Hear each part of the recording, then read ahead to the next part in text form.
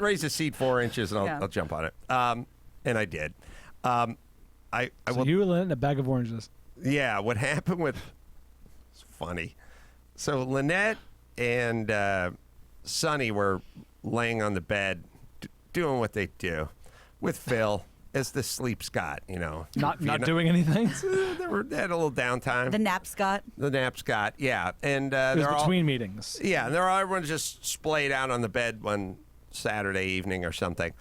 And so I rolled up there, and it was after this Jesse, Gerga says Jesse. All right.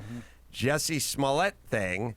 And it was right when this whole thing was sort of unfolding. And I said, I just got done watching him do like his benefit. I was watching TMZ, and he's breakdancing, he's popping and locking, he's doing everything. And so I went up to the bedroom, and I said, you got a cracked rib, or if you claim you had a cracked rib or a fractured rib or something, and that was on Tuesday, a Friday night, you're not popping and locking. Oh, no. It's global, man. You have trouble breathing. You'd be afraid to sneeze. Yes. Laughing hurts, sneezing hurts, getting up hurts, everything hurts. It's a global thing. Anyone who's been around football enough to know some guy who had bruised ribs, right. It's debilitating. Yeah. And the last thing you do is what Jesse, the robot. last thing you do is what he was doing on stage on Friday night, if in fact there's a fractured rib on Tuesday night. And that was sort of walked back or repaired like it was initially as a fractured rib. I don't know what goes on with the news where like he didn't have a fractured rib, like who said that? But anyway, I was giving Sonny and Lynette, neither one of has experienced a fractured rib up until this point in their career, and I assume was probably never going to do it. Until somebody spikes a volleyball into his own ribs. Yes. That'd be the only way to do it. And so I was saying, understand if you have bruised ribs, much less a fractured rib or whatever, like breathing is hard, standing is hard, everything is painful. It's not the kind of thing where my wrist was broken, but I taped it up and I'm okay. It's just one appendage. I'll eat with my other hand. Yeah, it's global. It takes over your whole body. And I was giving this whole speech on just how insanely painful it is, and they were kind of going, yeah, all right, okay, old guy with the stories in the ribs. All right. And are we having ribs? Yeah. What are we talking about? Smoking ribs. The next day. Those two were going on a bike ride. Lynette was on the mountain bike, kind of coasting down the driveway, grabbed hard for the front brake. That's one of those things that don't really teach you about. There's two brakes, especially when everything has a handbrake. One is the front brake, one is the rear brake. Grab that rear brake as hard as you like. Do not grab that front brake hard, especially if you're turning a little. Yeah. You grab it, it locks, and you go ass over tea kettle, and bruised her ribs. It's literally, it's really like it's like living with an elderly man with a toothache, like an old Jew with a toothache. Like everything is like, oh man, I gotta go to the kitchen. I gotta go. It's been, but the funny, better or worse than the sound she made when her forehead got cold from the fan. Oh, it wasn't. She fell. She bruised her rib, and has been hobbled by it for 2 weeks in an excruciating pain. And there's a part of me that wishes this didn't happen. A part of course. Of you, sure. I think there's another part of you, though, that goes, when it's really hot and you're walking down the sidewalk and you got a brand new pair of shoes and someone leaves their sticky gum on there and you step on it and you can't get it off and people I have no idea what you're talking about. That's never happened to me. Anyway. People is there going in the streets? There's a little part of you that kind of goes, if you stepped in some gum the next day, at least we know what the story. We have a paradigm. That's right.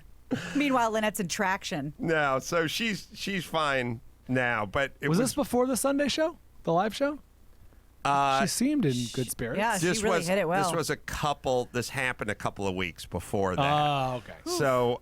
So she's healed up, but was in excruciating rib-related pain for a week, and it was just insane that she's lived a life, God bless her, where she never had any rib trauma. And, Good. 14 hours after I was explaining about rib trauma, she'd suffered rib trauma. Significant rib trauma. Yeah, but at least now we know. We can all get on board. I'll also Now try can identify. not to make a habit of going in and announcing things are excruciatingly painful anymore. On a second home note, I had to get up early and do what I say was Access Hollywood. Access Hollywood. I had to be out in Universal, whatever, like a 7:45 call, whatever. I woke up sort of as late as I could get up because I've been getting up early and running around and blah, blah, blah. But I still had my commitment to go jump in the pool in the morning. And I walked out 7:15 this morning. 2 ducks back in the pool again. Oh, your ducks. Taunting you. Same 2 ducks, I think. I don't know. They look the same. This was the entire first season arc of The Sopranos was a family of ducks living in Tony Soprano's pool. Well, This could go another way. Yeah. I got an email from my pool man who said, "Hey man, you don't want that because they're looking for places to like do the chicks and they make a mess they're gonna and molt. they're going to You'll be have there. babies. They're going to be there for a month." And I was sort of like, Okay. it's kind of cool Yeah. visually. They're pretty astounding looking visually. That's pretty cool. I'm not sure why duck hunting is so popular. Yeah. I look at a duck and I don't go, I got to kill that. I go, that's cool. There it is. You see a rat or a cockroach, you go, hey, give me my slipper. But you see a duck and you go, look at all the different colors. It's cool. Yes. And if they do mate in your pool, you're going to see ducks teaching chicks how to fly. That's pretty great. That's going to be amazing. Yeah, so the pool man says I should get out there with the rock salt, but I'm sort of like, No. Live and let live. If it's going to do damage to your pool, that's By the one way, thing. Like first off, like the Corollas have a choice. You know what I mean? Like, what are we going to do? Make a plan? Phil, get him. Phil rolls over. Yeah, Phil's not doing anything. I'm not doing anything. Lynette's not doing anything. Sonny sure as hell's not doing anything. No one's going to do it. What would the plan be? We'd have to do Nothing. something. Yeah. It'll Yeah. be what That's it off, will that's be. off the table. Yeah. We can, yeah. Just because we're sort of on this subject, we were talking about ants at the live show, and I don't know if we've ever talked about this on this show, but this is my new favorite word, and I don't know if it really is an ant killer because we may have an ant problem. What is diatomaceous earth? Diatomaceous. Tenacious? Is that what it is? I think it's tenacious. Oh, okay. I think Does that help? it's a fine powdery. So fun to it's say. a fine powdery earth that is used for filters. Used to be used for like filtering pool equipment. Okay. So I think it's sort of like a charcoal Yeah. would be like this very fine powdery earth that you'd pass stuff through and it would act as a filter like charcoal. So it's an insecticide too? It probably And pool bothers. cleaner? I don't know that it kills the ants. They probably you put it around the dog bowl or something, Okay. and they don't want to You can't go get through it or Got something? it. They don't. Got it. They don't know if they can't or they don't like it or it has something to do with their. It gets onto their antlers or their whiskers their or antlers. antennas or whatever. So there, each grain is just so small, and some people think that's because they're so sharp that they just stick into the bodies, and then also it dries them out. It dries bugs out when. Is it All right. diatomaceous earth? Yeah, Spell it. Diatomaceous. There you go. It's Yeah.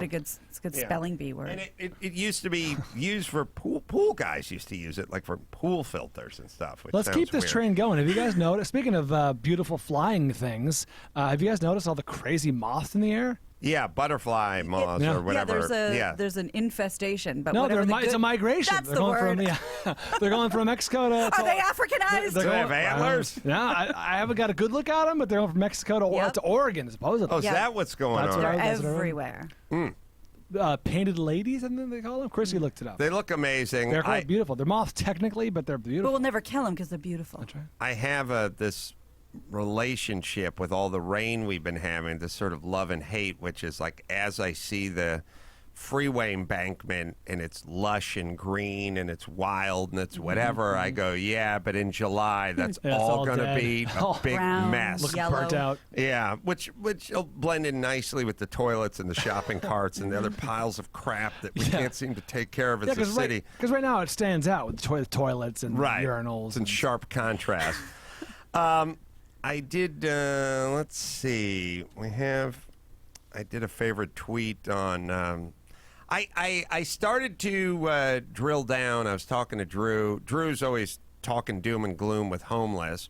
I think everybody who drives through Los Angeles is surprised when it makes it into the places we're used to, downtown or Skid Row or whatever.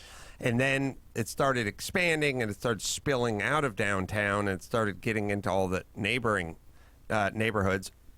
And then you start seeing it in places you don't normally see it. Like I was going to do Access Hollywood, and I got off on Cahuenga on the 134 and 101, whatever. It's like Toluca Lake adjacent or Valley Suburbs. Village or something. A couple of tents. Bob Hope's home taken over by homeless. Yeah, a couple of tents parked under the overpass, and I'm like, oh, it's really. And last week I went to the West Side and saw a lot of it over on Bundy and whatever. And so if you stay in your little enclave and you don't have a lot of homeless there, you don't really know the proliferation that's going on. But then you get a few calls to travel around and do some press, and next thing you know, you're going into neighborhoods you haven't been into in a while, and you see that it has grown big time. There was we literally just settled. The city just settled because I guess a couple homeless people sued.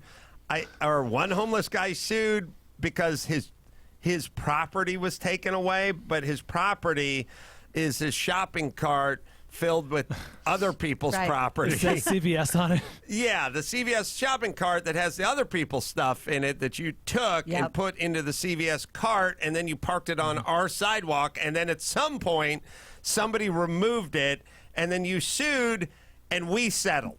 That's crazy. We apologize. What is the story? There's as you a know? rare, non-unanimous decision. The LA City Council voted 10-2 Wednesday to settle a court case. And so what happened was Skid Row, the lawsuit claimed that tents, clothes, medication, and other essentials were improperly being seized. Well, it is on our property. Yeah. I mean, we live in such a bizarre time, which is go down to Santa Monica, bring your family, walk onto the beach, crack a beer, and enjoy it. And then some guy's going to go Planet of the Apes on a horse. He's going to come by you. He's going to throw a net on you. And they're going to, well, why are you seizing my beer? This is my beer. I pay taxes. I'm on the beach. Like, we live in a simultaneously, we are in the same snow globe. We have the most regulation ever. Light a cigarette anywhere near a federal building or at a park or at the beach and see what happens, or crack a beer at the beach, and a complete Thunderdome lawlessness at the same time, like just simultaneously. Yeah, so kind of widely accepted.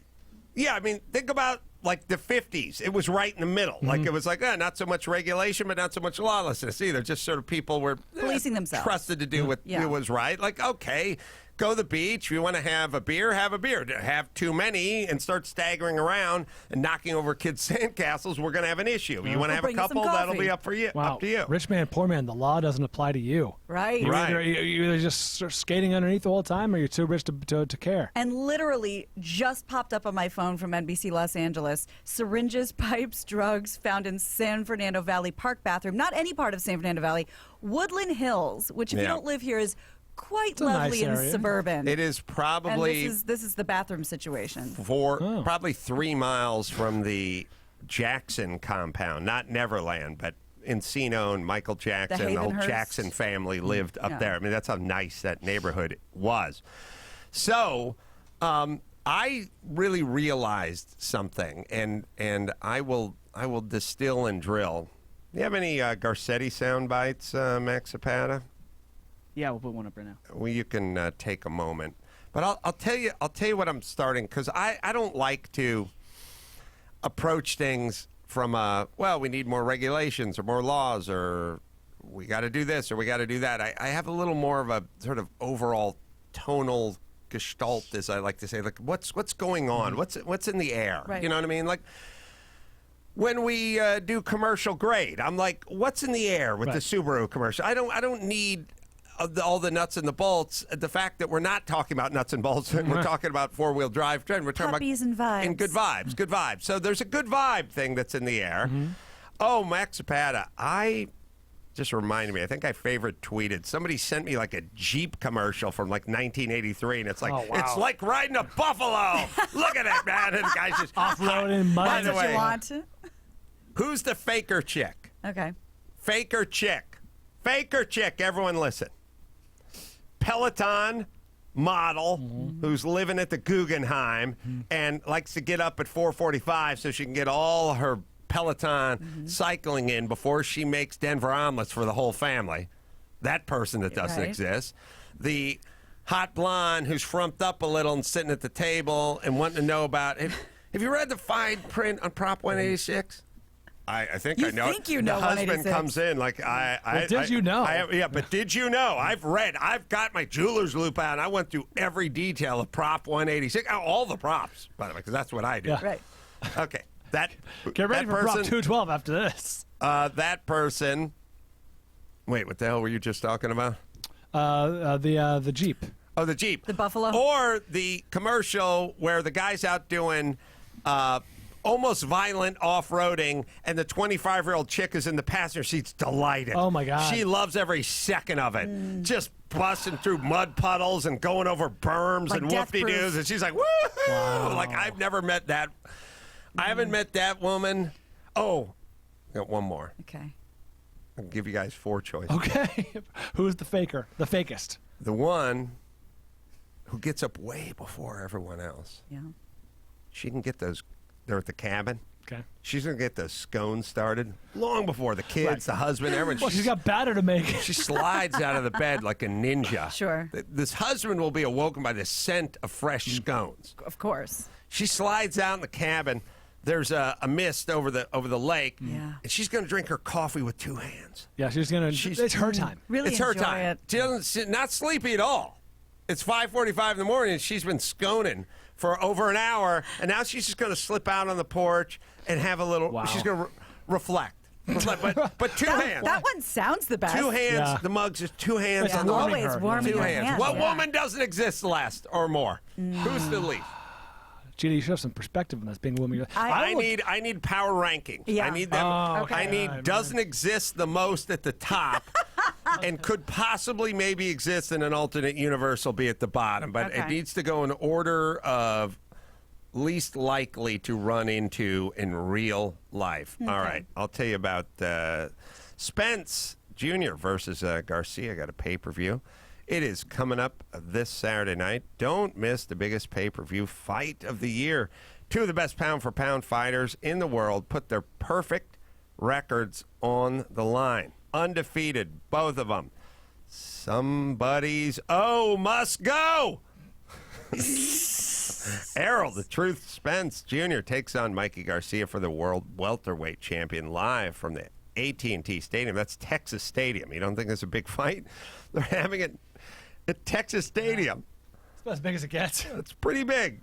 Garcia's moving up 2 weight classes to face Spence in a fight that he asked for by calling Spence out on social media. So they say all that crap talk on social media is not a good thing. Gets us world-class fights. How about that?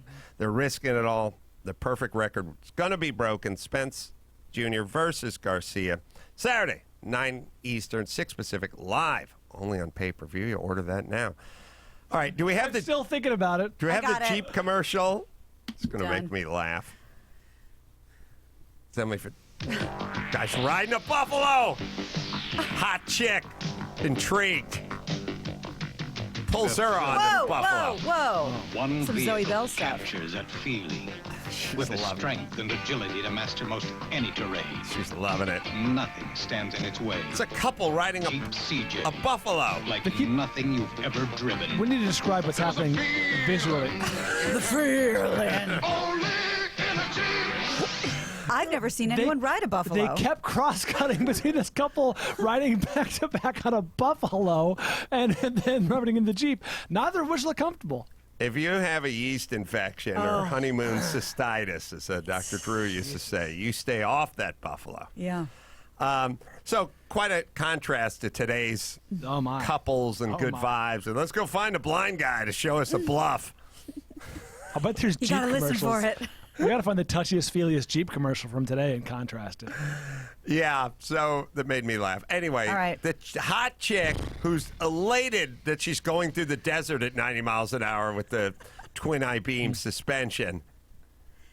I've never met a chick that likes to be jostled. We do not like to be jostled as a general Maybe rule. it's a hair thing, but you guys aren't built for jostling. It's a hair thing and a boob thing and occasionally a cramp thing. We don't like being jostled. But I did find a loophole in that one. So I would you like to hear the power ranking? Yes. Okay. So most the one that you're not going to find in society or in nature, I don't care who you are or how well read you are. You're not going through that fine print on the propositions, and you don't care, and that's not part of your life. She doesn't exist. Actually, we should do this together because I agree with you. That's my least. Yeah. That's the one you're least likely going to find in nature because. How many of us all day, every day are clicking user agreements? I agree. It's terms Yeah. of service. I agree. Just fine, No one get me ever to the reads next that. page. No one's ever going to read the fine print, Yeah. whether it's a terms of use or a prop. Nobody cares. No. Yeah. Second, as much as I love the idea of her, I think all women love the idea of her, but none of us are Mrs. Morning Scone. We'd love to be Mrs. Morning Scone, but that alarm goes off and we're angry and we go I right know. back to Yeah. sleep. Oh, So well, she I don't doesn't get exist. We'd angry love when I to. get up. Yeah. Right. She's like, what are you doing? I'm like, I'm doing Access Hollywood. Like, oh. And that's the thing. You go camping specifically. We're setting our alarms. We're going to see the sunrise. It's going to be amazing. That alarm goes off. I throw it through the yurt and I know. go back to sleep. That's right. So that doesn't exist. Actually, she did yell extra, extra when I woke up this morning to go out. to the pool. Jesus. Sorry. Next, I agree with everything you said about being jostled, but you forgot one key thing. And having the daughter that you have, I can't believe you didn't think of this. If someone said one time, would you like to go off-roading in the desert and possibly have all of your innards rearranged just by all this mountain climbing? I would say yes for the Instagram opportunity. I think there's a social media component to danger that you do it once, everybody gets to see it, and then you go back to your hammock. Very true. And I still hold true to what I said about Peloton Lady before. She's the third wife. She does not want a fourth wife. She's keeping that ass in gear. She has to keep it tight. She has to keep the abs tight, the breakfast on the table, or there will be a fourth Mrs. Peloton. Yeah. I agree with all that. My rankings are only different from yours, Gina, in the last two because Jeep is a popular brand. It's been around for decades. Some people must love this thing where they go off-roading and bouncing and jostling themselves. So they must sell Jeeps. Therefore, there must be fans of this off-roading activity. So I put it forth. That's Christie's thinking. Yeah. That's because you live with somebody who totally knows all right. this. Well, Otherwise, this as long as none of them actually exist. I'm we were fine. both wrong. We're all tied for first. Although I'd most likely like to be Mrs. Morning Yeah, Scone. Mrs. Coffee. Scone lady. Listen, I would love to be all these people. I'd like to be married to all these people, or I'd like to be all these people. Don't get me wrong. Right. I'm just not. Yeah. I've never cherished waking up super early. No. And also this sort of thing where it's like, well, I have time to myself. Like, all right, well, if you sleep till 11:30, everyone will be gone. So that's win-win. It's even That's better. good. Yeah. Get up around noon. The Yeah. place will be cleared out. You did the same coffee routine, the same scone routine. Sit out. It's noon. Also, Trash truck comes through. I always laugh whenever you look at a house, the realtor lady will always tell you things you could be doing that you'll never be That doing. Like never imagine happen. every morning you step out onto the veranda, you have your newspaper and your Yep. cup of gourmet Enjoy the coffee. sunrise. I get up like I'm yelling at my kids. Phil ate a sock. Who left the sock out? God damn it! Imagine And it's your like- feet by the fireplace. I know that- I have to socks angrily on. fall into a pool. There's a coffee version and wine version. Oh, yeah. So it's like the coffee version is you step out of your luxurious master suite, you're king of all you survey, you have your cup of coffee. Well, this is providing I get up and Right. I And make coffee. I didn't just sell a Fortune 500 company and I've now made a vow not to work Now- anymore. now what? The whole reason I got up is to go somewhere, like not to sit out onto the veranda And ponder. with my Wall Street Journal and Yeah. get caught up on the crossword or something. Like, no, I'm up, I'm going somewhere. Number one. And then at nights, imagine a glass of wine as you sit in the library with a lit fire. Like, I'm watching Sports Center or YouPorn. Leave me alone. Possibly both. Yes. Picture.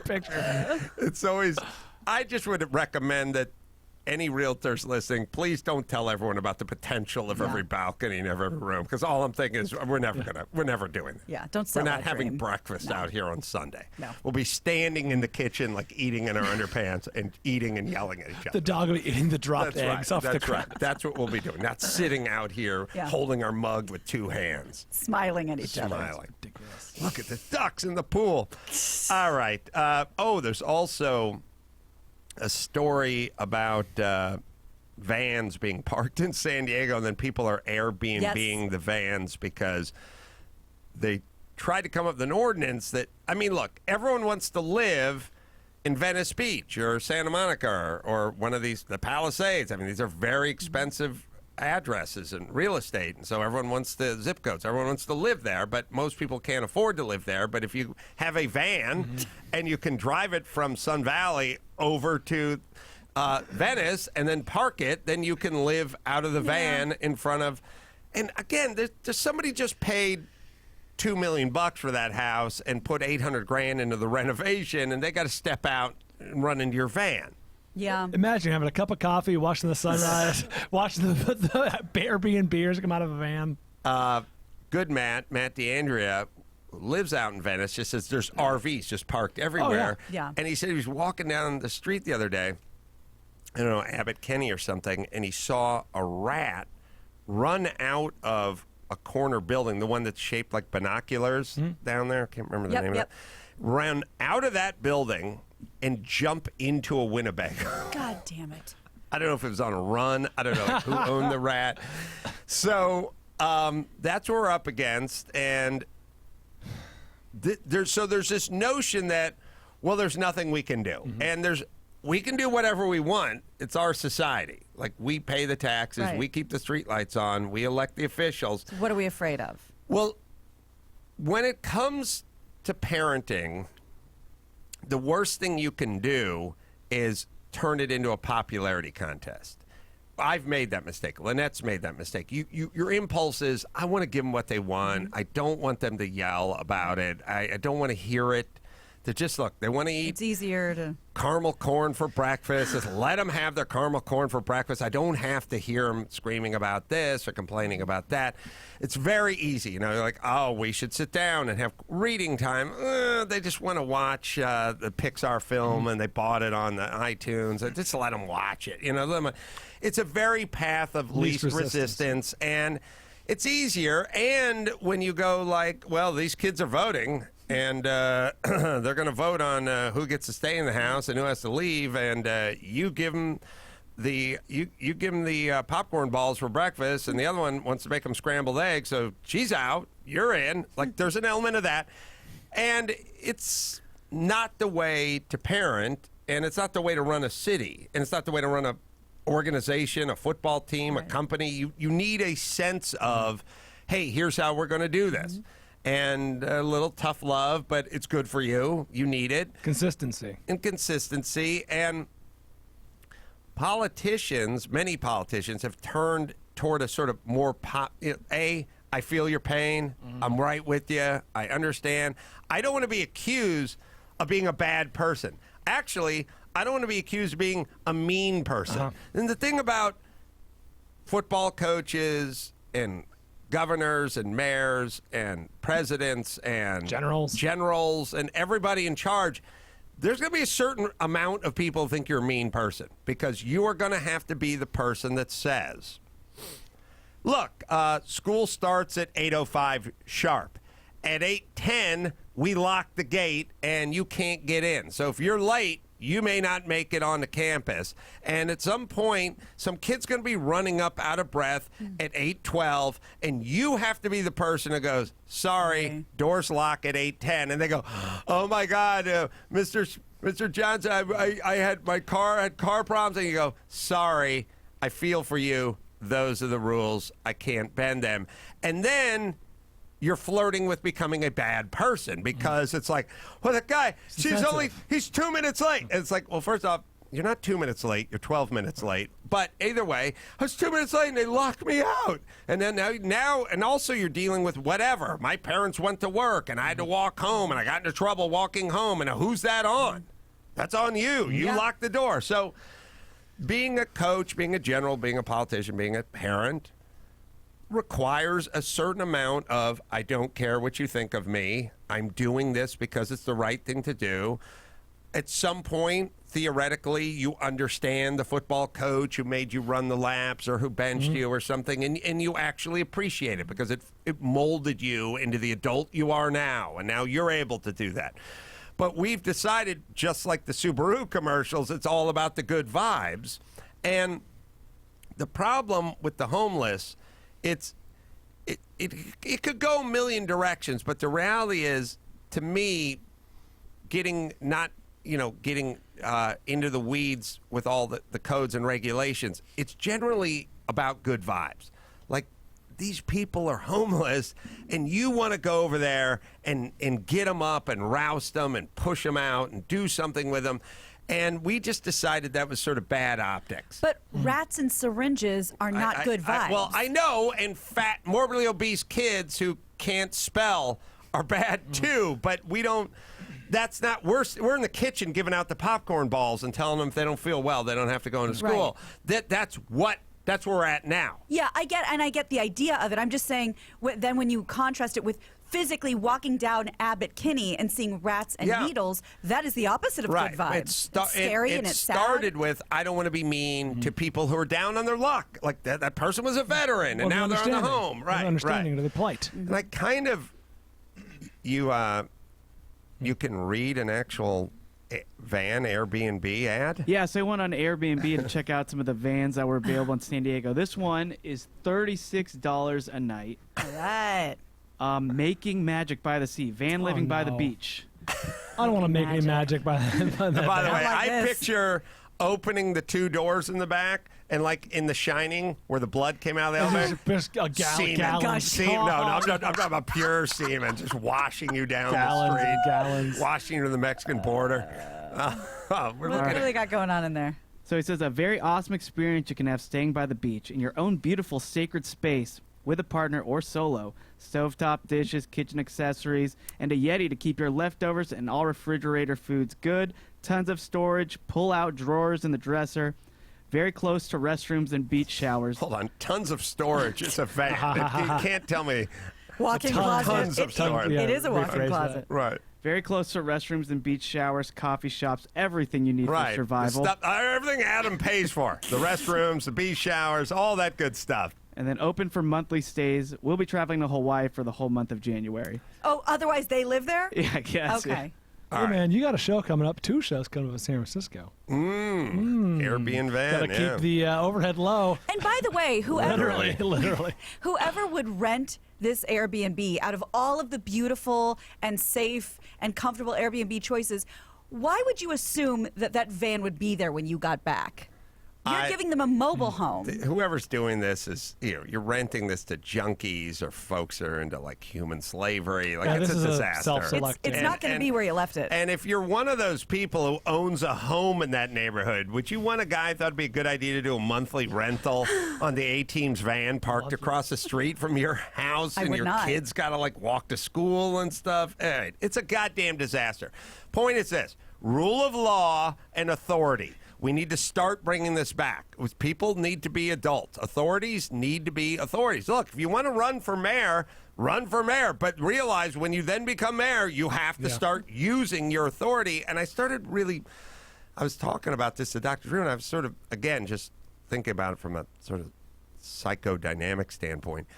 If you hear the way Garcetti talks, he talks like he's trying to make friends with the birds, like the woodland creatures, like the moths. Yeah, he's like, when those prisoners are paroled, we owe them our debt of gratitude.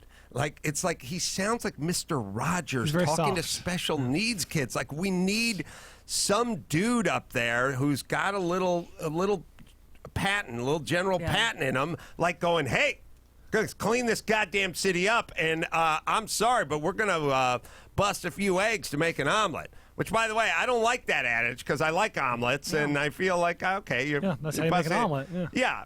We are going to bust a few eggs and make some waffles on the ground. Now we're talking. We're going to waste a few eggs. Yeah. And we got to do That's what I'm it. saying. All right, let's listen to his tone is what I'm saying. We know that counting beginning of caring. And caring is the beginning of acting. And acting is the beginning of solving. And solving is the beginning of ending this crisis. Okay. Actually, talking about the homeless. He just crisis. sounds like a world-class puss. We're He going to just- go that- through this problem like crap through a goose.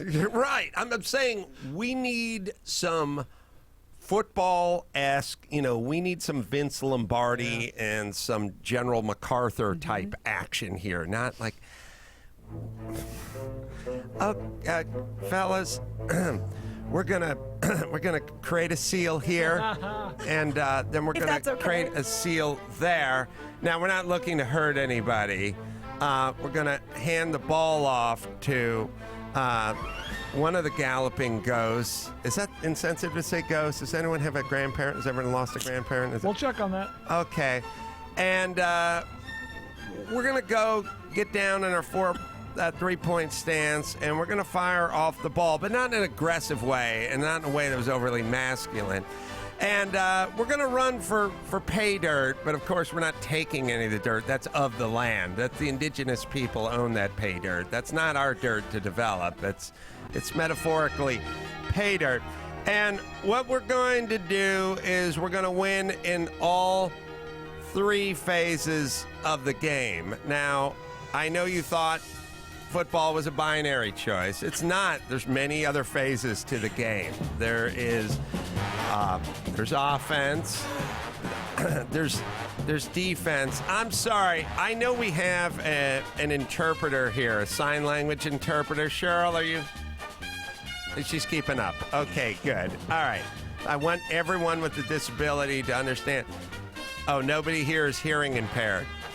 That's all right. Cheryl, you keep going just in case someone becomes hearing impaired during this. Did I talk about creating seals? Sure did, boss. Okay. So what we're going to do is we're going to run that ball like we're hell-bent for re-election, or maybe heck-bent. I'm sorry for raising my voice and getting a little bit blue there. And remember, when the opposition approaches you, they deserve your compassion because we're all just God's creatures. Now let's go out there and play like transgendered folks who are wrestling with their sexuality. Thank you. I'll see you at halftime.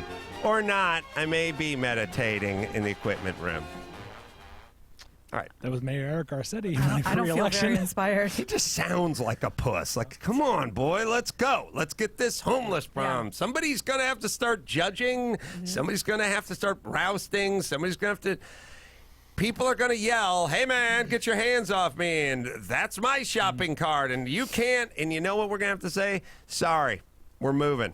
We're moving you on. And because he's talking about counting the uncounted, counting the homeless population, what number will be the number that will be the wake-up Yeah, call? where's the tipping point? Yeah, the higher you go, the more embarrassed this city will be. Right. Well, look. You'd think. It shall only go one direction. There is no natural sort of slough off in homeless. It's not like, well, you give it 6 months and the numbers start to decrease or whatever. No, it will only increase, and it will keep increasing. And the longer you let it go, the larger scale the intervention is. So, And the larger the bubonic plague, according to Dr. Drew. It's awesome. All right. I'll also, I between the potholes and the bodies strewn about and whatever's going off on the side of the freeway with the toilets and the graffiti, I always wonder, like, if you're the mayor and you're walking or driving through this town, don't you look around and go, my God, I don't want my name on this. Right. Like, let's get it going Appeal here, to fellas. the ego. Well, is that Yes. the problem with having what I assume? We should look up Eric Garcetti's net worth. I assume he's a very wealthy man. Is that the problem with having a very wealthy politicians, but also mayor? Like, does he drive through the city? I'm sure he's driven and/or takes a helicopter. Oh, yeah. He's driven everywhere, but he's still Still has a sitting in window. traffic, and he still has a window. And I assume he lives in a very nice part of town. I'm sure he's in Brentwood or the Palisades or something like that. I'm assuming. So but people need to start squatting on his well, it's lawn. going to get there soon, Yeah. but I don't think he has the same experience that we all do with this town. I don't know. I can't imagine avoiding it if you go downtown. Again, maybe it's the smoked glass. Yeah, I was maybe he's in gonna the say. back of the SUV, and maybe we need to put a magnifying glass on there instead of a smoked glass, because I think he just sits in there and sits on the back of the phone with the limo tint or whatever. He was in the Valley. His dad was Gil, who was DA or something. For OJ, right? OJ, yeah. Yeah, it's from Encino. All right, let me tell you. Oh, I love when he regales us with stories. We would go to Tommy Burgers out in Van Nuys, and we'd get in the back of the station wagon. It's like, yeah, I remember those days, too. I long for that, That was actually. awesome. Now we step over a pile of homeless people and get stuck with a syringe. So, yes, that's what the San Fernando Valley used to be. Now it is not that. Can we head a little back toward that? I too have When you're fond talking memories. Yes, I remember that too. I remember sitting on my lawn waiting to die, watching you and your dad going by in your station wagon on your way to Tommy's Burgers. Jesus Christ, you think a Carolla would ever eat at Tommy's Burgers? Tommy's is pretty good. Pretty damn good. You know what I miss out of life? All right, Mary said there were like a couple things I realized I may never do again. And I was like, hey, sometimes I'll see somebody like in a pickup basketball game at the park or something. I go, I may never do that again. Those days are over. And then I added 69ing to that list. Sure. You know, unless something amazing happens. Some great stroke of luck. Well, maybe it's the Peloton chick, you know, got a cruise has a coming bad up. breakup. You And, slipped and fell in that position. yeah, it's just probably not in the cards, No. you know, until I hit the grave. Yeah, I mean, how are you getting buried? Well, I'm saying is, You got to time it just right. I shouldn't say until, probably not after death as well. But I'm saying, you know what I don't think I have anymore? Late night, drunken, sloppy Tommy's run. Oh, no. Those The days 2 are... Don't count those a.m. out. I'm Wait a getting, minute. getting a double chili cheese, whatever, and you're buzzed, and you're like, oh. I'm going to put that on the list. The to-do list. I got to get on my list. Yeah. We all have at least one more of those Oh, in us. absolutely. And does that include having your Uber driver stop in the Del Taco line? that's how you do that. Yeah, yeah. Age. Okay. Yeah. Just Yeah. drunken, sloppy Tommy's Oh, come on, run. guys. You got one more in you. You got to have a few people. You got to have a few people. You guys must have pulled this off, but in college, at the end of fraternity row, was Del Taco and Jack in the Box. And if you're drunk enough, you just walk to the end and go through the drive-through. Because that was all that was Right. open I'm at sure that they point. love Just- that. Oh, it was not allowed, but they were down to make $5. Well, I'm hoping I have one of those left of me. First, let me tell you about Intuit, whether you're a small business owner, mother, or podcast host. We're all working toward a more prosperous future. But prosperity doesn't mean the same thing to everyone. Maybe it's buying a home, starting a college fund, or finally taking that trip to Hawaii, Gina Grad. Can't wait. As you think about your vision of prosperity, you probably worry about time and money and obstacles. Intuit's here to give you the confidence to pursue your goals. Join the millions managing their finances with QuickBooks, TurboTax, or Mint. Everyone deserves a chance to prosper. Get started on your path today. Intuit can help you. You can learn more at intuit.com. Intuit, powering prosperity. That's INTUIT, intuit.com. All right, Jordan Harbinger's on line 4. He's going to give us some tips to live by. Jordan? Hey, Hey, man. I'm here. How you doing? I'm doing well, except for this whole homeless problem and our complete lawless breakdown. Well, it's actually hyper lawful on one side, and then when it comes to ice cream trucks and ghetto dogs and Airbnb vans, total lawlessness. Us, front license plates. Them, serve food wherever you want. It really is a rich man, poor man. Law doesn't apply to you. And get cash. Well, it applies. You just have to pay. You know, if you're rich, you're still going to get pulled over. You just have to pay Well, I the mean, fine. you're above the law. The money Yeah. it makes getting that kind of ticket no big deal to you. Above or below the law. Yeah, but you still couldn't open a restaurant as a rich guy and glide through that process. Sorry, Jordan, what was your subject for today? Yeah, well, basically, along the lines of something you were talking about earlier, a lot of people think, in fact, there's this trend, and I won't say exclusively among millennials because it really isn't, but there's a trend of people being like, look, I want to be authentic. I want to be myself. You know, be yourself is this advice that's been given in every context from dating to employment. And generally, unless you're Oprah, and probably even if you are, being yourself is actually really terrible advice. That goes for be yourself, be true to yourself. All that stuff is bad advice. I don't. Terrible. It's a kind of a weird adage, like, and it's also kind of dumb where they go like, you got to be true to yourself, or you have to live your inner best, whatever. Like, it's just, look, have some goddamn dignity, and other than that, get on with it. Everyone's sort of living their truth. I don't even know what that means. I don't know what it means when people yell at other people, you have to respect me. Like, I don't even know what that means. I don't know what any of it means. Well, and sort of demanding people make room for the way you want to be, as opposed to fitting in seamlessly with a society. Yeah, like when in a pretty free society. It's not like we're, When I did morning radio, I didn't come back for the second year of Bonaducci. I just stayed home. But I wasn't living my authentic truth. I was just like, I don't want to spend a year working with that guy for 4 hours a day. So I made that abundantly clear to my bosses. They said, okay, and then they re-upped him for another 2 years. And I was like, all right, well, now I'm out. But I didn't feel like I was living my truth. Mm-hmm. I just felt like I don't want to do that. It was based on a decision I wanted to make. Yeah, less lofty. Mm-hmm. Sorry, I think Jordan. that's fair, and a lot of this be true to yourself or be yourself. It's like a hall pass for people to be rude, obnoxious, and then of course when you say, "Hey, that's rude or obnoxious," they go, "Look, I'm just being real, snowflake," or whatever. And it's like, well, wait a minute. No, well, I know. I'm laughing. The "I'm just being honest" guy was the biggest bully in high school. I love it when people Always. go, that's my favorite big sassy black mama do, where they go, I tell the truth and a lot of people can't handle it. Like, you tell the truth or you get up in everyone's grill. Like, right. I think because it's not mean if it's true. Well, like, actually, it definitely can't be mean if it's true. Yes, and also when you say, I tell the truth and a lot of people can't handle it, that means there's something on you. Yeah. Mm-hmm. We're not all Bill Hicks. It's usually on them. Yeah, of course. And I have no filter. Okay, well, here's the problem. Often this is a screen to cover up essentially a lack of social skills and an inability to get along with others. And so people who have felt that way and felt like, oh, well, whenever I open my mouth, I get myself in trouble. Now those people have somehow taken that as a license to say exactly what you've just said. Well, I have no filter, or a lot of people can't handle it. It's that they can handle it. They don't want to have to handle it.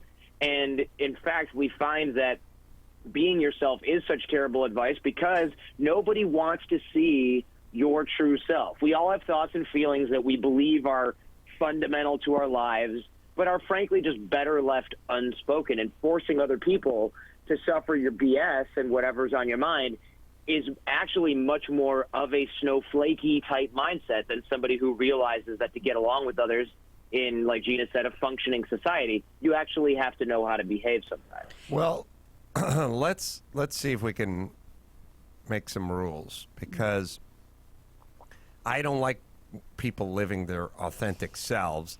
On the other hand, you do not listen to Super Soul Sunday. No, he does. No, I take time to be the best me. Oh, good. As Your Oprah morning told me scone, to. yeah. But I go out and do stand-up, and I think, all right, I'm going to tell some jokes that I think are funny, that I know are going to upset a group of people, a certain number of people in this room, maybe one, maybe as many as 20.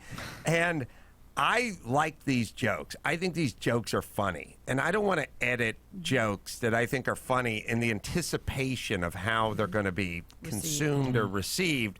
So I don't really look at it as being my authentic self, but I do look at it as we have completely lost it as a society if you have comedians second and triple guessing themselves and then also taking good jokes and going, how can I stop Bad climate this? for this. I don't want to do it. And then what about the 25 smart people in the audience who would really appreciate that joke? They're offended by your bad joke. Right. So how do we balance that? Can I just give one offshoot to what Jordan's saying about, well, I just keep it real. And there's a red flag that goes with certain people like that. I don't know if this works this way for men. I've never heard it.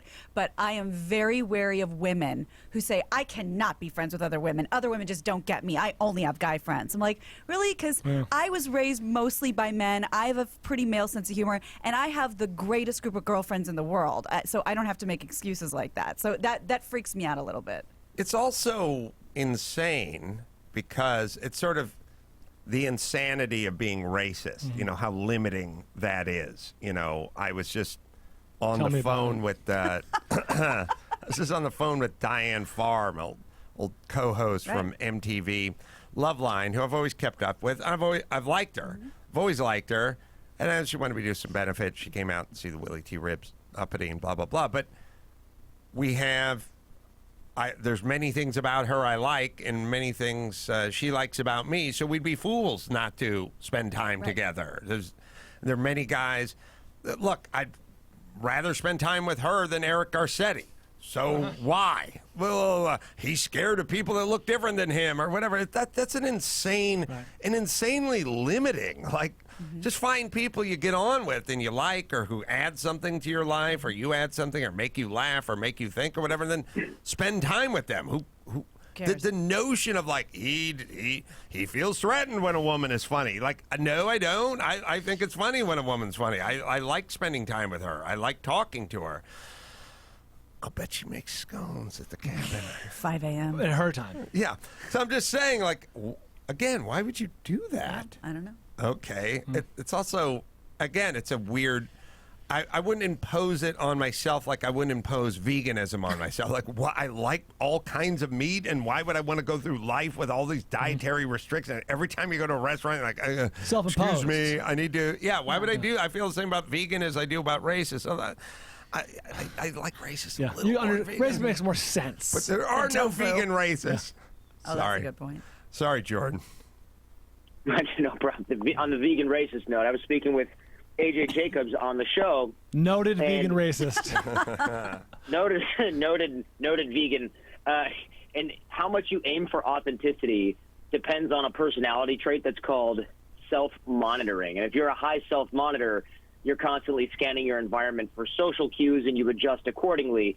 People like that don't like social awkwardness. They want to avoid offending people, but not necessarily to a pathological degree. But if you're a low self-monitor, you're guided more by your inner state regardless of circumstances. And low self-monitors and high self-monitors tend to butt heads a little. These low self-monitors criticize high self-monitors as phonies or chameleons, but some of the research is suggesting that low self-monitors tend to have happier marriages, lower odds of divorce, and but in the rest of our lives, if you're too authentic, these high self-monitors, the people who are actually paying attention to social cues, they advance faster in corporations, they earn a higher status, higher salaries, because they care more about their reputation.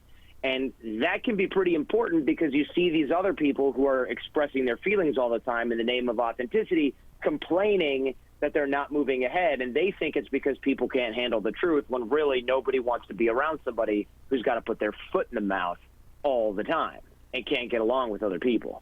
Good advice from Jordan Harbinger. The Jordan Harbinger Show. You can find that on Apple Podcasts and Podcast One. Outro, Baldy. Harbinger of Success. Brought to you by Intuit. Thanks, Jordan. Always like the conversation. Thank you. Adam Ray is out there. We will bring him in just a minute or two. I got another cool article. I'll get into that tomorrow. Adam Ray's here. Probably no racist vegans. Right? Yeah, I'm trying to think if there is. I mean, there's, soft bigotry of low expectations vegans. Right. I think there's a lot of that. That's a cliche for a reason. Can't expect black people to get IDs. Come on now. It's only 2019. But I don't think racist in a traditional get on the horse kind of good old Like fashioned. the Klan will be serving tempeh today instead of steak. Right.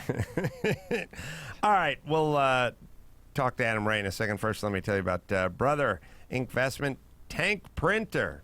Love this thing. It happens to all of us right before the deadline of the presentation. A printer runs out of ink. Tired of the frequent, expensive hassle of replacing ink cartridges?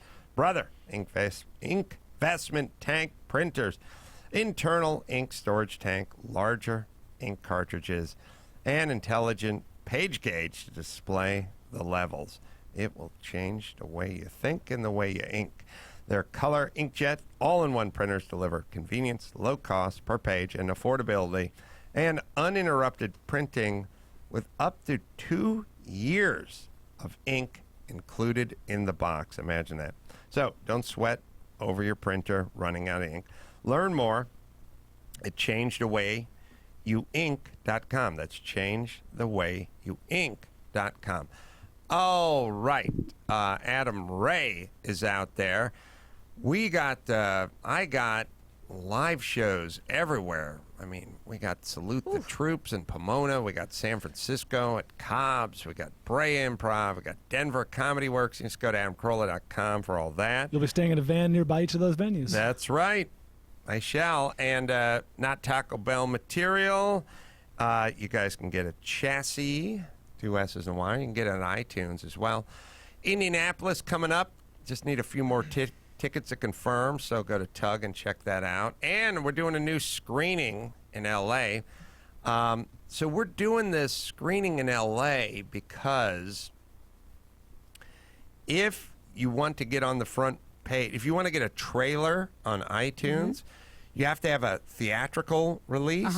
And it's like a buy ticket at Fandango release. Right. And we're in many theaters, but didn't count as a theatrical release. Which is we got to work on insane. how we count things. Like really weird. It's like I was in 25 theaters and sold a bunch of tickets. Not according to my numbers. Doesn't count. I got tweeted pictures from the theaters. and they paid for the tickets. Like, why is that a that? But if you do the one, and it's like up on, and what is it called? Oh, Cinelogue, Arena Cinelogue. It's a really Cine nice Cine Lounge. Sorry, Cine Lounge Oh, Arena. yeah, it's a nice place. It's a really nice venue, and it's out here in it's on the other side of the hill. It's in Hollywood, I think. It's in the CNN building. Oh, I right believe on it is. Sunset? Isn't it right by Amoeba? Yeah, right on Sunset. Yeah. Yeah, right, Right next there. across the street. Yeah, great neighborhood, great lounge, a great facility, and that'll be this Sunday at 6:15. Nice. There will be much merriment. Is that not St. Patrick's Day? Oh, boy. People have yeah. a nice buzz on. Go see some comedy. Oh, and there's a lot of good food and a lot of good bars. Great and, pubs around there. Yeah, so have Grab some and fun go. with it. Yeah. I will come down there as well and go to AdamCarolla.com or go to Fandango and get those tickets, and then we can have an official release, All right. even though we've had an official release. All right, so do that. I'll say hi to you on Sunday night. Adam Ray is here, and we'll do that right after this. Brian, stay in there, please. Please play the intro for Harbinger of Success for me.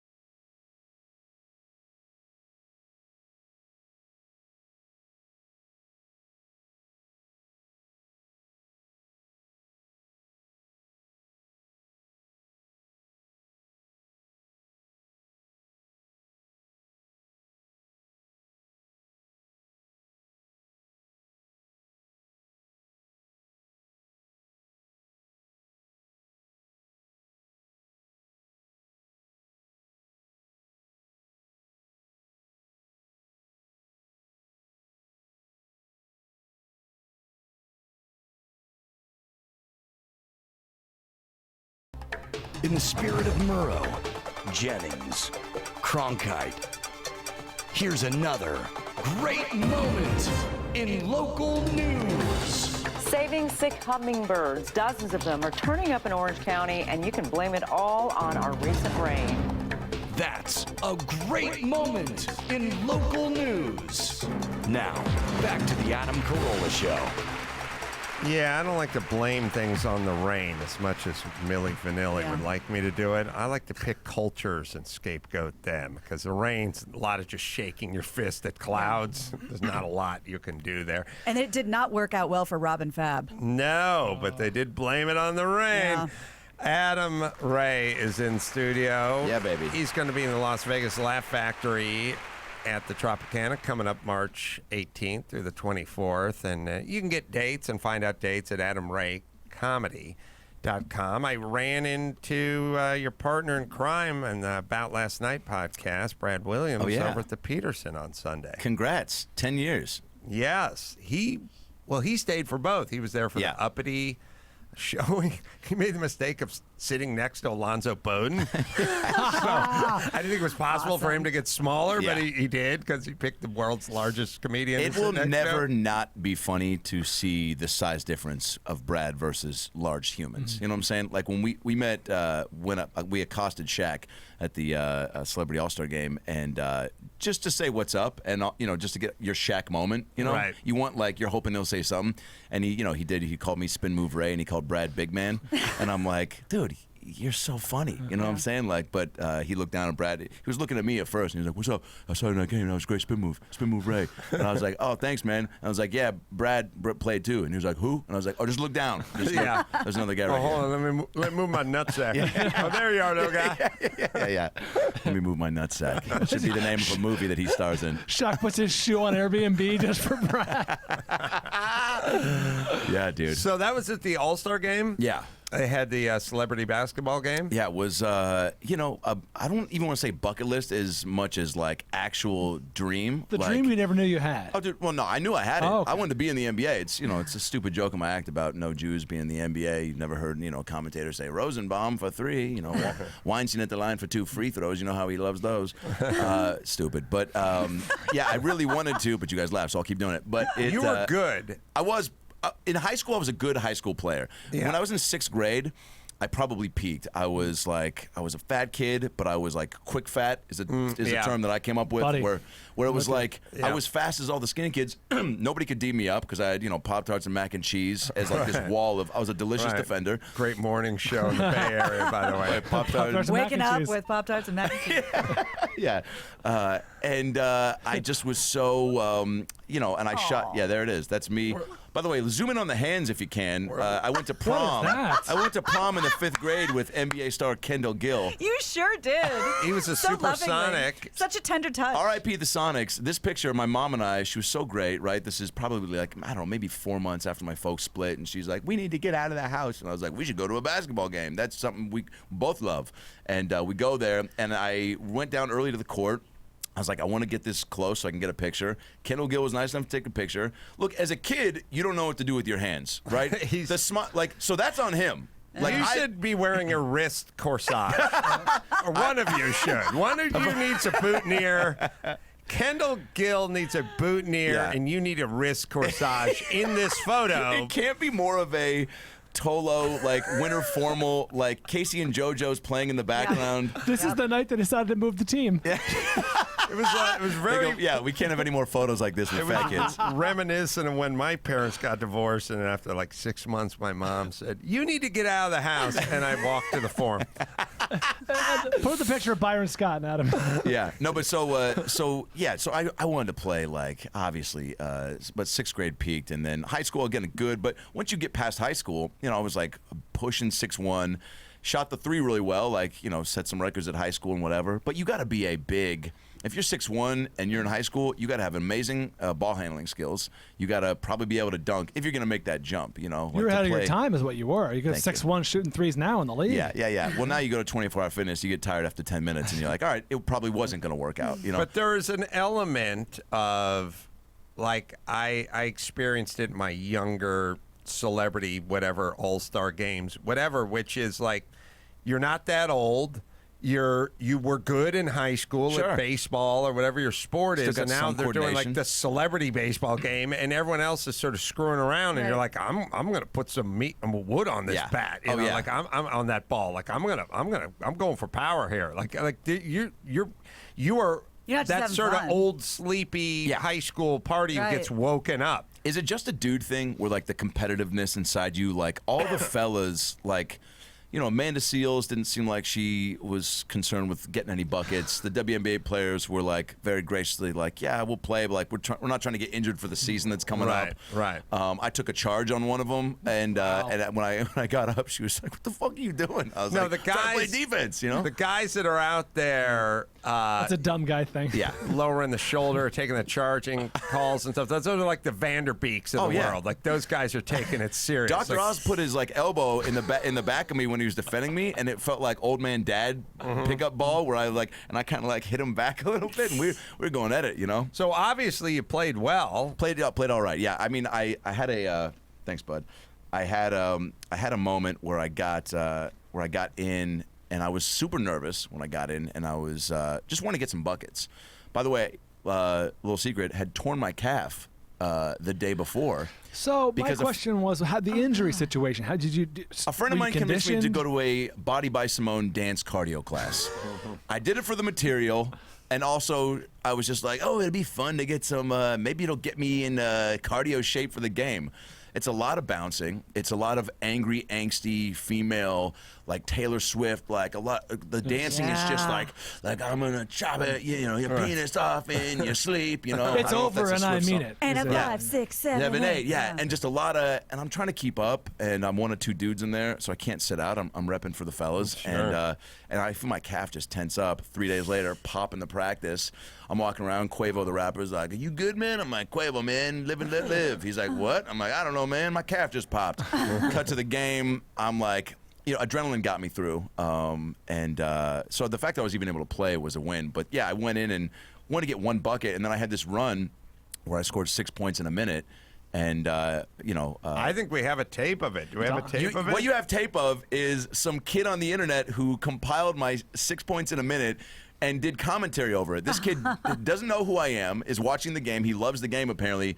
And I need to find this guy so he can narrate my life. Are you home or away? We are away. I'm in the gray jersey. All right, let's watch here. Watching my favorite part of All-Star Weekend, that's the Celebrity All-Star Game, man. And who is this guy here taking over my dog, Ray, with the spin move? Oh, I'm the basket on JB Smooth. JB Smooth you scored on. Posterized him. So then this is 10. Adam Ray from Seattle. So this is like 10 seconds later. Off the rebound, there's the pass. Next possession is Ray with the score. Adam Ray. Maybe 10 Go seconds third after. possession in a row. Mirage for the three. Minaj misses. Rebound by Ray. Put back by Ray. It's Ray. Once again, the big fella out of Seattle. The big fella. You got a new fan. It's a scoring Number machine. 33, Ray. I mean, my mom's never with been the so score. proud. Yeah, 6 points in the last minute, Bob. Who's Bob? Who's Bob at the end there? Bob and Ray.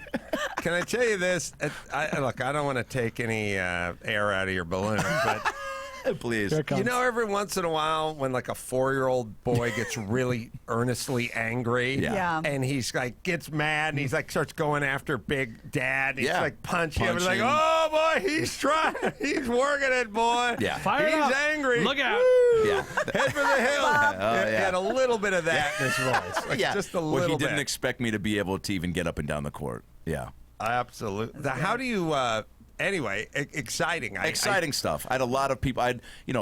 So much hate on Twitter, expectedly from like rappers just being like, who the F is Adam Ray Comedy? I'm like, good to hear from you, amigos, and thanks for the love, Tony Braxton, and she was real upset about it. And it was one of those things that you get excited to be in, and then you're like, oh yeah, a lot of like so many comedian buddies of mine that play were just like, how did you get in? I was like, it was so spontaneous. Just meeting Adam Silver at the NBA Awards, Brad and he invited me to Summer League. Brad and I went. I was like, Brad, we got to go. The commissioner of basketball says he'll take care of us. We got to see what that looks like. It was having his right-hand man chaperone us around to the courts, and then we're basically sitting in this owner's area. And Brad, just at one point, I think he probably told you guys, was like, just don't let Peter Dinklage play in the celebrity game before me.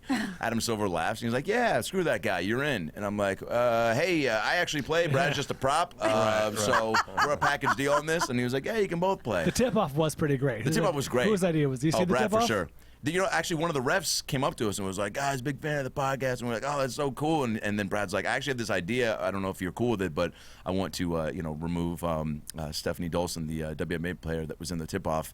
And he's like, if you could lower the ball, and then I'm just going to grab it and take off. And so Brad does that. Pretty great. I'm telling you. And then he got as close as he could to the hoop for a layup, a jump shot, whatever Brad did there.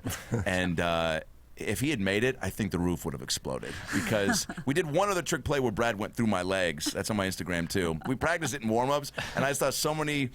Fat Joe was there, and he saw it right in front of us. And one time, Brad went through my legs. He's like, "If you guys pull that off, that's gonna be amazing." I was like, "We're gonna try our best, Fat Joe. This is for you." And Brad went through my legs and then fell down. Oh yeah, here it is actually. It's going through your legs. I'm open. I just pushed JB out of the way. Oh, I see. And then, Williams. He almost made the shot. Brad surprisingly has like range, He was near the stripe. Yeah.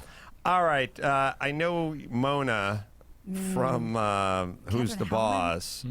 Yes. Tragically passed a few weeks ago. Yeah. We're all still grieving that. And Tony Danza is upset because Mona was upset. I mean, you guys were close. It's an understatement. Yeah, look, she. Everyone knows her as Mona Robinson from Who's the Boss, but of course she was on Soap. Mm-hmm. She also loved soap. That was the thing too. She'd always be in between takes. What kind of soap are you guys using? Oh, actual bars of soap. Oh yeah. Are you a Zest guy? She'd always say to me, and I'd be like, get out of the bathroom. I'm taking a crap. And she'd be like, are you Zest fully clean today, Tony? She's big. Dove. She loved Dove. Yeah, I'm an Irish Spring guy, but exactly. Well, you would have been great for the conversation. Oh, really? She loved just soap talk. Just how you getting clean was her whole thing. Yeah. But she could smell it on you too if you weren't wearing soap or if you didn't use soap. Wow. We would have probably parted ways there because I don't use near enough soap. Oh, for sure. Yeah. Well, it's not good for you. But anyway, I wrote a little tribute song to her. Oh, we have a song. Nice. Yeah, for Mona. Look, I consider myself kind of a triple threat. Dancer, magician, singer, actor's kind of in my pinky. It's like I could do that. Right. Boxer. That's me as that. So Right. I Yeah, don't consider I that do. a part of my repertoire. Okay. What do you think about Alyssa Milano? Milano? With all her tweets are so hateful. She's such a precious little angel. Yeah, I think of her back in the day, and I just go, how could all that hate be inside of that face? But look, Twitter is a place where you share your thoughts. I think sometimes, she could probably just think a lot of that stuff and not say it. What is this one? She just let me read it as her. Actually, maybe I can get some subtext in here. I'm trans. I'm a person of color. Wait, who are you reading it as? Oh, this is just me talking out loud. Oh, no, I'm reading Alyssa Milano's. I'm going to read it as her. Okay. I'm trans. I'm a person of color. Tell me, that's her? Yeah, well, I don't do impressions. Oh, so that's the one okay. thing. All right. Well, Remember when just I say listed my repertoire? That wasn't Yeah, I said singer, juggler, magician. You get a little deeper into your pinky, or maybe even move into a forefinger. All right, here it is. I'm trans. I'm a person of color. That's my Alyssa Milano. It sounds a lot like Darren Freeman, who's Morgan Freeman's cousin. It does sound like Darren. Yeah. I'm trans. I'm a person of color. I'm an immigrant. I'm a lesbian. I'm a gay man. I'm the disabled. I'm everything, and so are you, Kirk. She's speaking to Kirk Cameron, yeah? Sure. I guess. Yeah, I think so. Kirk I think Cameron all the after she was 90s trans. TV stars have a lot more Twitter beef than people realize. Yeah, there's a lot of pent-up energy Candace there. Cameron and Soleil Moonfry go at it every Wednesday. Wow. Yeah. By the way, drink 4 if you're playing the Punky Brewster drinking game at home. That's a tough score to get. Yeah. Don't be afraid of what you don't know or understand. No one wants to hurt you. We're all just looking for our happily ever after. Yeah. Well put. Okay. So Alyssa is trans, and she's a woman of person color. of color. She's all of it, yeah. Gay, and Gay she's man. everything. She's gay, yeah. All right. She's an But Uno player. But first and foremost, she's a hero. Yeah. That's, I think, some the heroes real don't wear news. capes, and some people shouldn't tweet. So you need you're doing a song. A little Do you song. need It's to just a have little a musical bed. Yeah, I spent a lot of time working on the lyrics, and by that I mean I wrote it a couple hours ago. But she was somebody that can't be replaced, and I think, I wrote down some lyrics, but I think it'd probably be best if I just spoke from the heart. So I'm just going to let the music do the talking, and I'll try to accompany the tunes with some heartfelt. Anyway, here we go. This is for my friend, Catherine Hellman. Ooh, I miss her so much.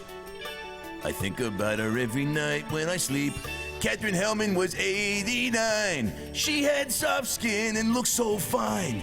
Every day on the set of Who's the Boss, she wouldn't shut up about dental floss. Then one day, I was doing some push-ups in my dressing room. She came in and took a picture of me. She was Mona to me, but she was more than that. She drove a nice car and wore a fancy hat.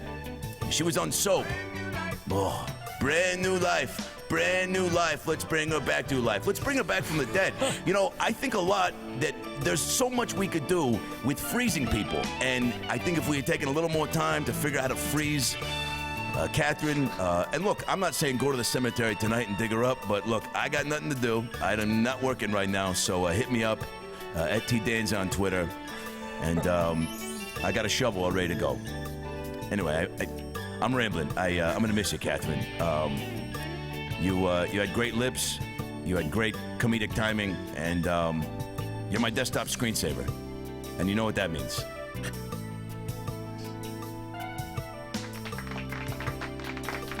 Wow. She used to come watch me play softball.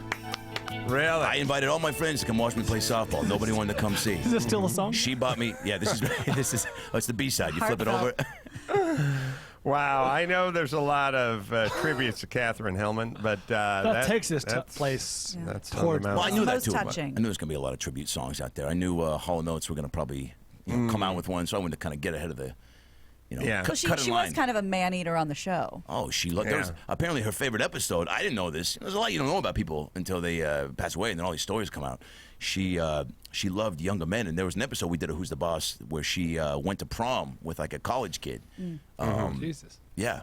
Yeah, progressive. She was the original cougar. Yeah, I like that. Well, she'll be missed. She'll be missed. All right, let me tell you about Castrol Edge, and then we'll get into some news over here. Stronger under pressure. Castrol Edge with fluid titanium transforms under pressure, keeps the metal parts from rubbing together 3 times. 3 times, fool. Stronger than leading full synthetic and viscosity breakdown. And there's a test, and they use the 5W30 viscosity grade, and it works. It is Castrol Edge, formulated in ways to exceed the toughest industry standards.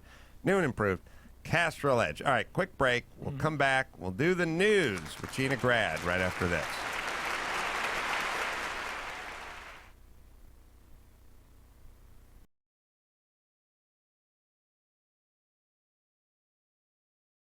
The news with Grad, news with Gina Grad, breaking viral, all those crazy Trump tweets. Give me news with Gina Grad, trouble in the Middle East, celebrity drunk meltdowns. Need news with Gina Grad. The news with Gina Grad. Well, Deadline.com reports that Catholic officials in Brooklyn are seething about Pete Davidson's comments over the weekend on SNL, comparing the church's sex abuse scandals with the allegations against R. Kelly.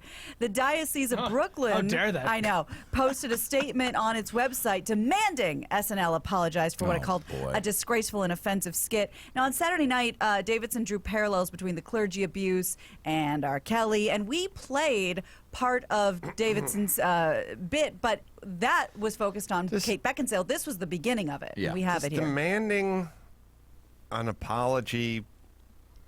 First off, does it ever really work, or does it just make you bring more light on a story you don't want to be discussed? I would for your mom. I would sit this one out if I was a Catholic church. Yeah. Let this go. Yeah. And screaming, if you were 9, I'd nail you in the keister, doesn't help your cause either. You know what I'm saying? Yeah, you didn't read the rest of the. You're right. It got cut off. Was a release, a press release. But go ahead. There's a lot of controversy surrounding recent documentaries about R. Kelly and Michael Jackson. Here with some thoughts is Pete Davidson. How you doing, man? Hey, Colin. So, have you guys seen the R. Kelly documentary? Yeah, Pete, I did. Okay, now, before I continue, like, this guy is a monster, and he should go to jail forever. But if you support the Catholic Church, isn't that, like, the same thing as being an R. Kelly fan? Like, no, I don't really see the difference. Only, like, one's music is significantly better. So many oohs and ahs in that studio They should audience. relax. But it's also, it's kind of weird. I mean, it's not weird. We have so many things we can't make fun of anymore. We're just sort of left with Catholics and white straight dudes that we're getting.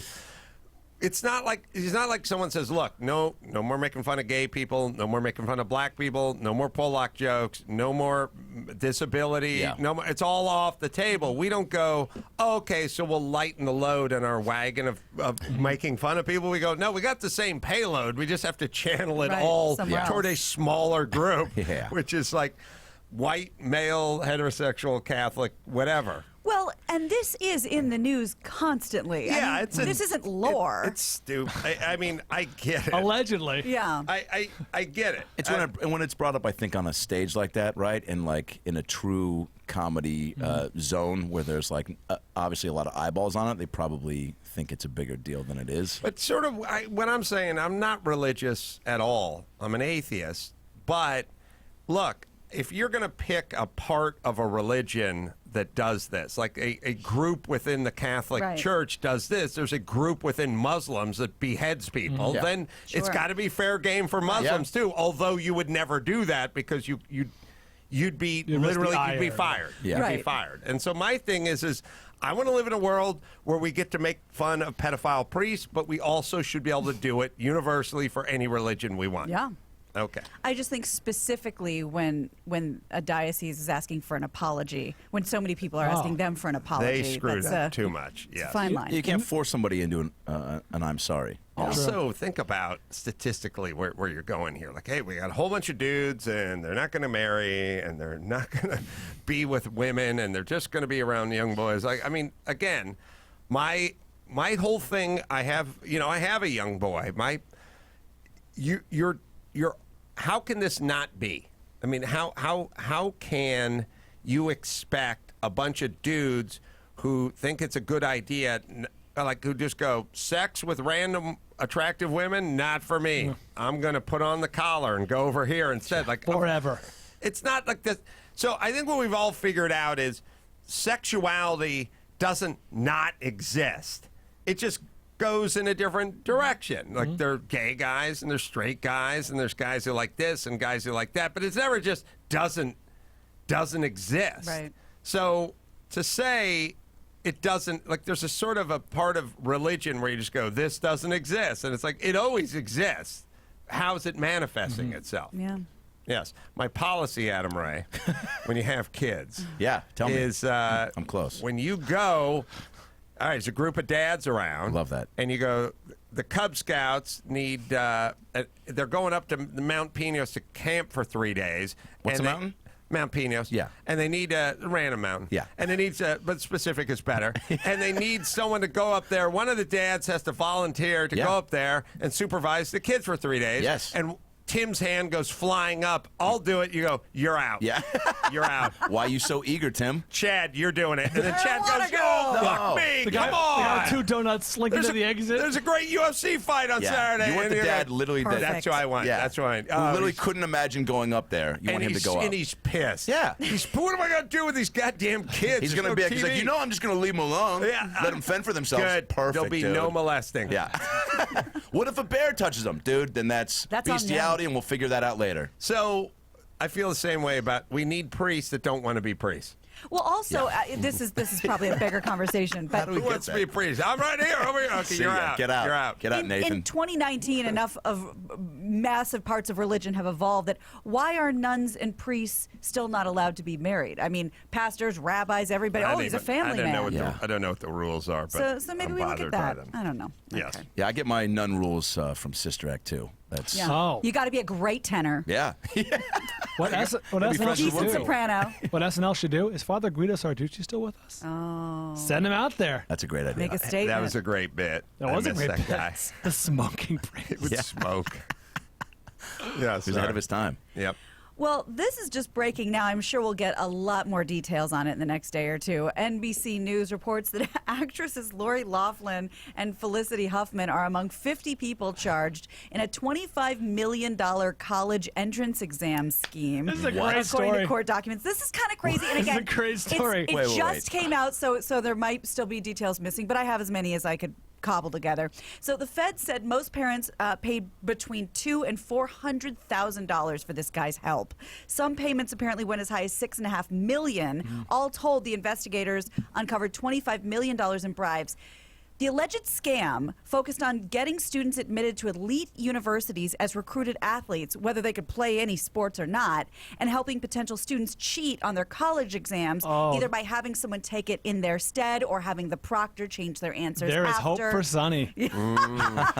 Seriously, there's a way for celebrities to get rich people to get their dumb kids into good schools. So, Mr. Carolla, your son is Asian? Yes. Yes. Yeah. And a center In on the the basketball mornings. team. I'll thank you not to worry about it. Yeah. So authorities said the FBI investigation, codename Operation Varsity Blues, uncovered good. a network Topical. of wealthy parents who paid thousands of dollars to this California man who boosted their child's chances of gaining entrance to elite colleges by outstanding. paying to take their tests and do all this stuff.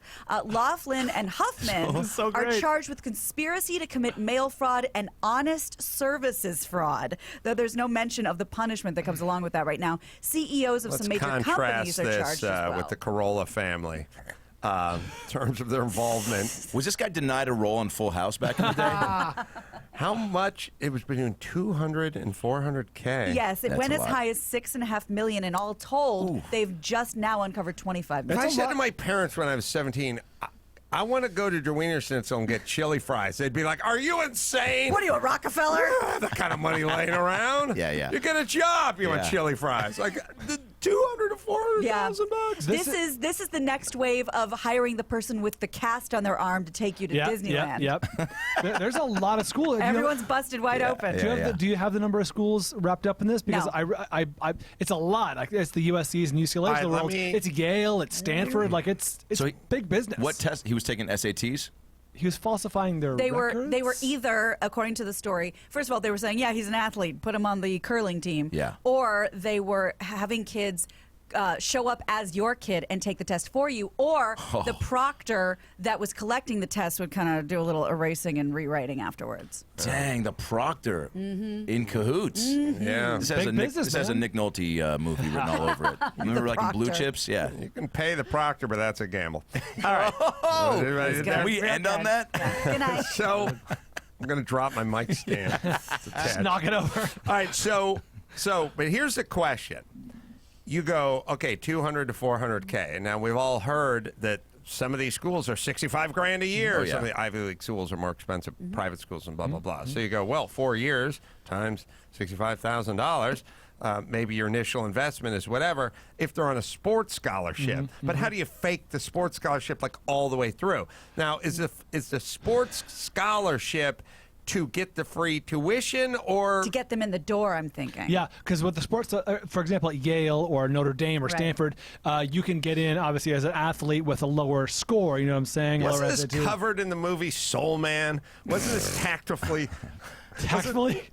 sorry, I think covered in the movie? Joanna Man. It was covered in Joanna Joanna Man. Man Yeah. and Soul Man. Like, because there is, I mean, there's definitely going to be an element Elizabeth Warren here Yes. sort of thing where it's like, oh, no, my son is part Cherokee. Now get to the front of the line. You know, we're going to be going for ethnicity. I think there were different machinations for different schools. You know what I'm saying? Like if you needed to get into USC, let's say, probably a little lower than if you want to get into Yale. Right, but the sports part was going to help financially or help get you in. But if you could fudge your SATs and fudge your test scores and your all this stuff, then couldn't you just get in anyway? Yeah. Where does the sports part come Maybe in, and is it a scholarship money thing? I think it was like an a la carte menu. Like I know the story that well, but as I understand, it's like, oh, we can do the SAT thing, or we can do the scholarship What thing. route or we do you can, wanna go? we're going to get you into the school. Because Now- even when you got killer SATs, the school might be just all full-on smart kids, right? Right. So now you got to diversify yourself another way. So if Right. you're like, I also curl, and they're like, whoa, and you're Now we're listening. and you're Alyssa Milano, you're a tweet of hers. But I don't. Yes. The other thing is, when do we get to the Bob Kraft part of this, which Yeah. is, look, he was just going for a rub and tug. He didn't know it was human trafficking related. Lori Loughlin and Felicity Huffman being like, we just thought we were paying a regular guy to help our kid boost their test We scores. thought this was a Kaplan SAT prep course. Right, We didn't know he exactly. was erasing. We just went to the strip mall that everybody else I goes thought to. there's a Yeah, beef lot of jerky. people got caught up in this. I think. Yeah. And there's going to be a lot of emails going back, texts. And By the way, things. this is like the version of the PEDs. Remember when baseball players left and right? They were like Andy Pettitte, Clemens, Bonds, like people you didn't think of. Like there's going to be a whole laundry list of actors and actresses. This is my favorite, though. I It's the love it. best. I love it because everyone else around the world's dealing with ethnic cleansing, and this is Potable our problem. water. These are our problems. This is our problem. We're going to be like, dude, did you hear Amanda Pete's nephew was Yeah. tied up in the... Yeah, He got into Brown. He shouldn't have. that's right. His Arizona State material. Thankfully, all my kids got in the way they're supposed to. You know, with a sweet smile and a high five and a strong sense of street smarts. You know, okay. Like, look, most of my sons don't know math. You know, and I think I have sons. I have a daughter. Most. Well, street smarts many? get you into college? Oh yeah. Oh. Well, you go to the Street Smarts University. Oh, that makes sense. Yeah, it's upstate Brooklyn. What'd you say? I have no. I want my kids to go to college less and less. Yeah. You do, So, huh? I do. There's I going to don't be more care. spots now. Yeah. Some openings. Well, we'll tell you as this unfolds. Yeah, this would be interesting. Boy. I'm sure we got details wrong, too. The story just broke a little while ago. Yeah, Also, literally. if you Earlier take your kid and you falsify whatever, back with the sports thing, like you go, well, I got my kid into Brown or Yale or whatever, and this guy's a lazy sack who can barely count his fingers and toes. Like, it's like saying my dad owns the Lakers. I got you a spot on the team, but it's going to become pretty obvious apparent pretty quick. pretty Yeah. You quick can't that play. you're not going to be able to play. You're going to Yeah. flunk out, right? Yeah. How do you feel about pushing the kid into, like, do you think these kids, like, I think there is value in being like, all right, look, they probably, like, they think spaghetti's spelled with 2 P's. Like, I'm going to take that as the Sounds L. like it's not. What's that? Sounds like it's not. Yeah, 3 P's.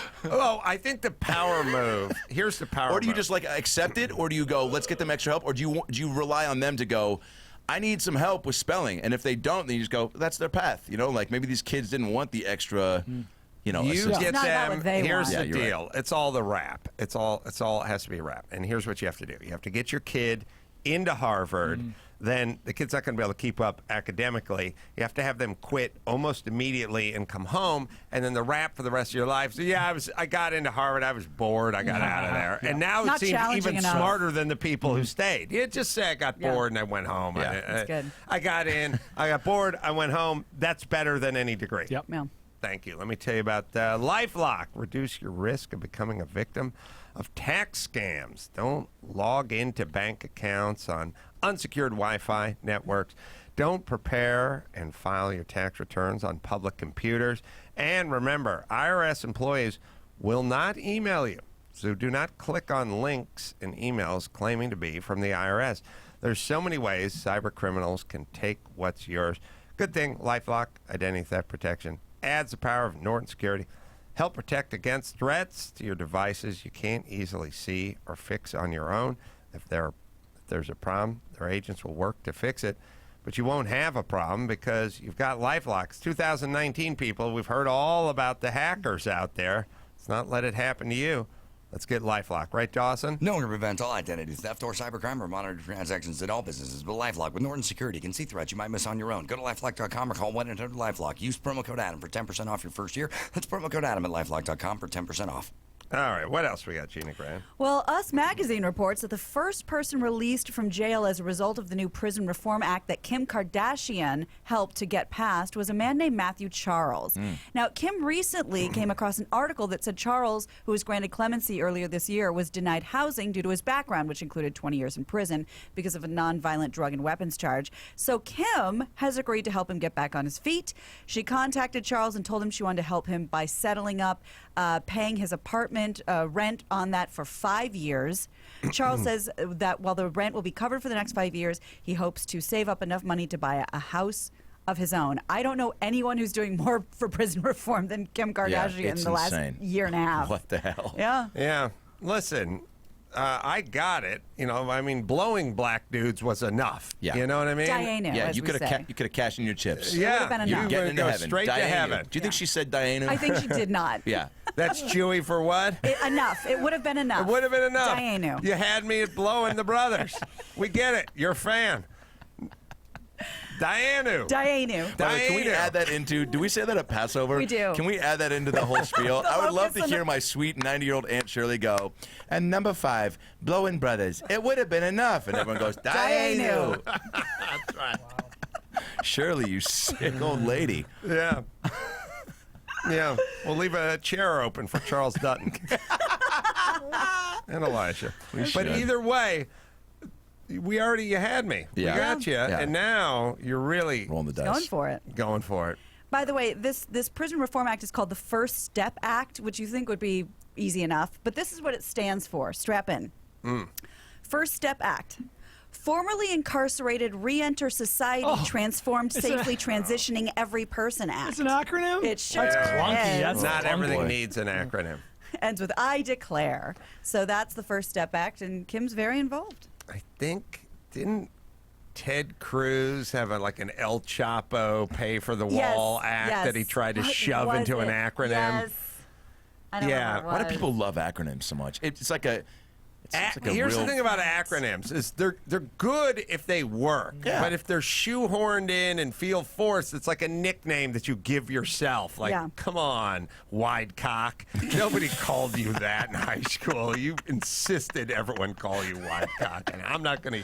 Yeah. You know what I mean? Yeah. Nobody gave you that nickname. Once in a while, you run into one of those douchebags who's Steve all day long, and then you run into him as an adult. It's like Steven. Like he tried to sell you on the Steven. No, and dude. it's When like, you're come like, on. Steve. Come on, wide cock. Come on, Yeah, Steve, I saw you puking your car while you were driving That's it. right. You're not Steven You're now. not Steven. Yeah, I got Steve on the mind, dude. Right.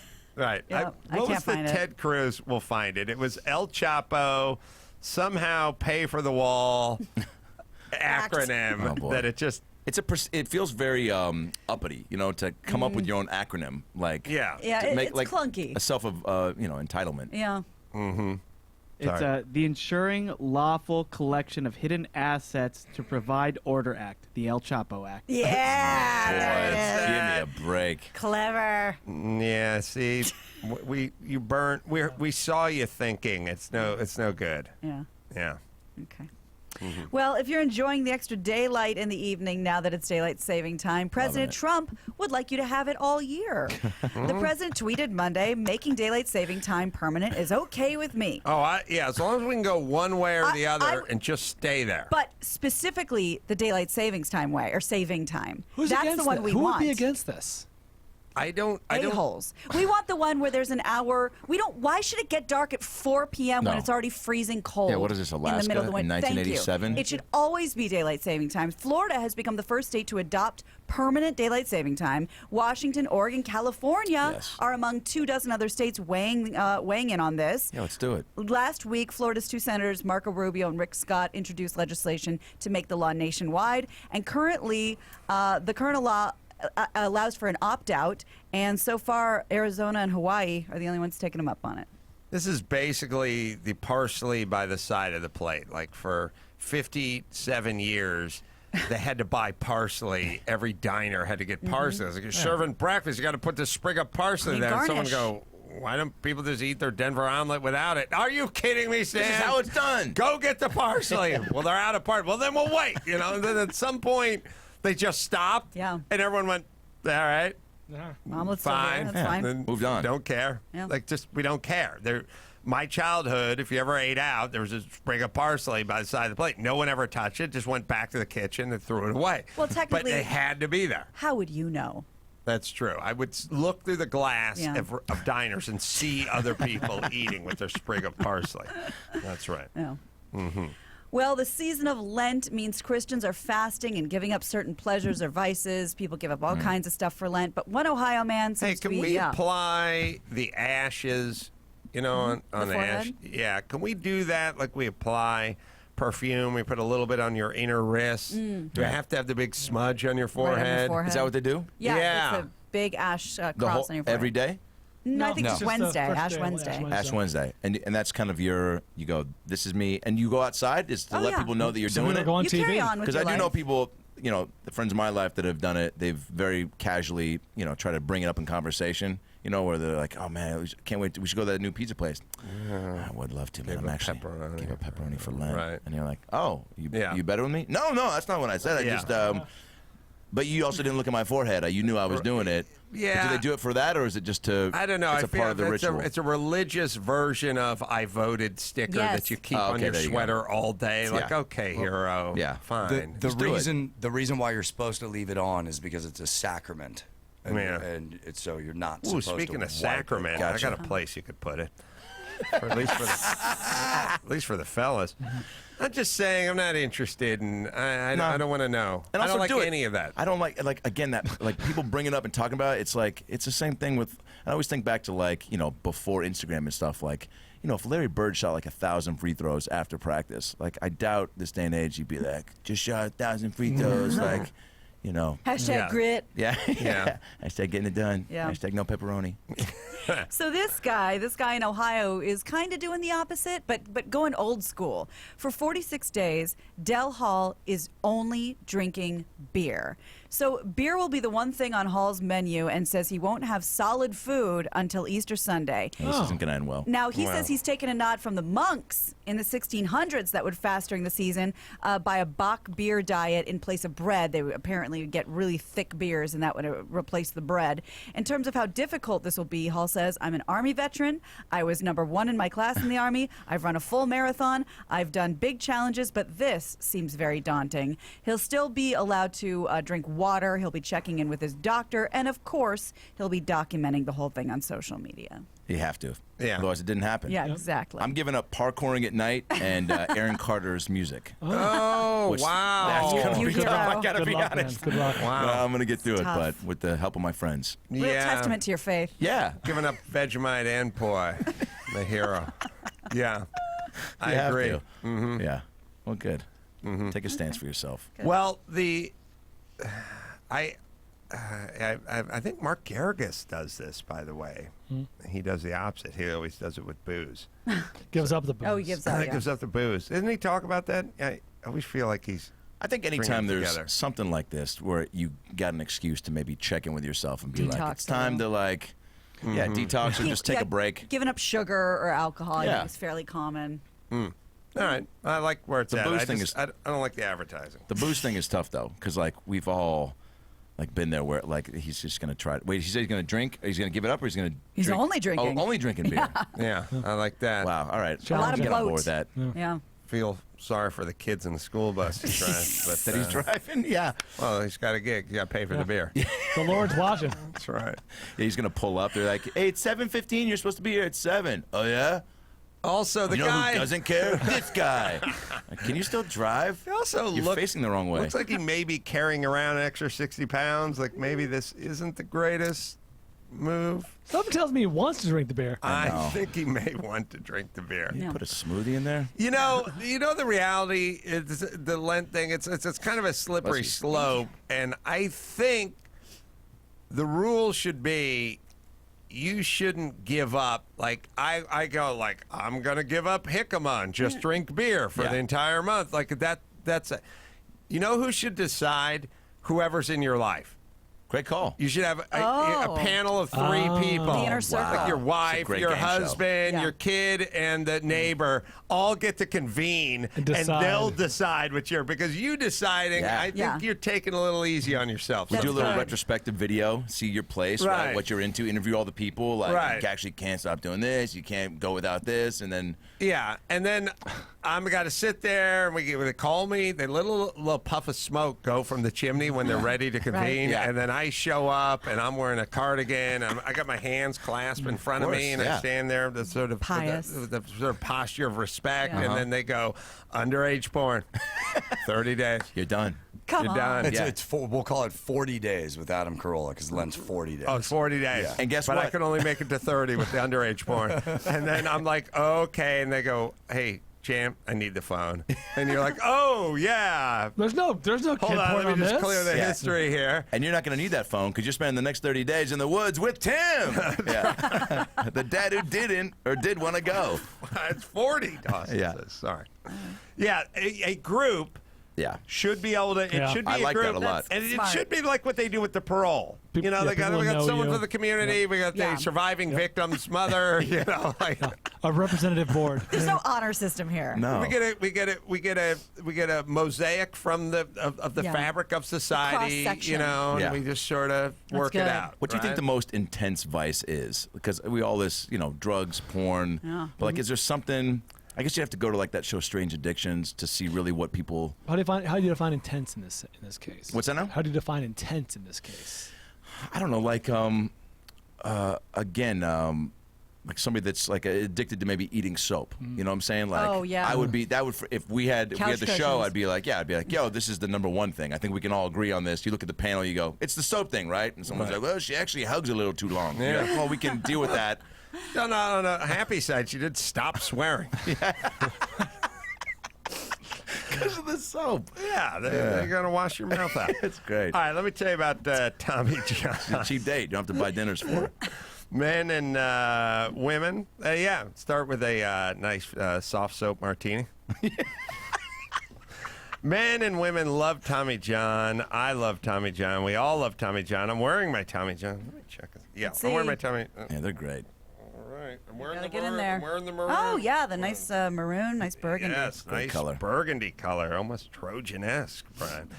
Both men and women's underwear, dress shirts as well. Oh, I'm wearing the Tommy John undershirt Wow. as well. Double I wore down. the dress shirt on Kimmel the other week. New Air collection for ladies, quick-drying, antimicrobial fabric.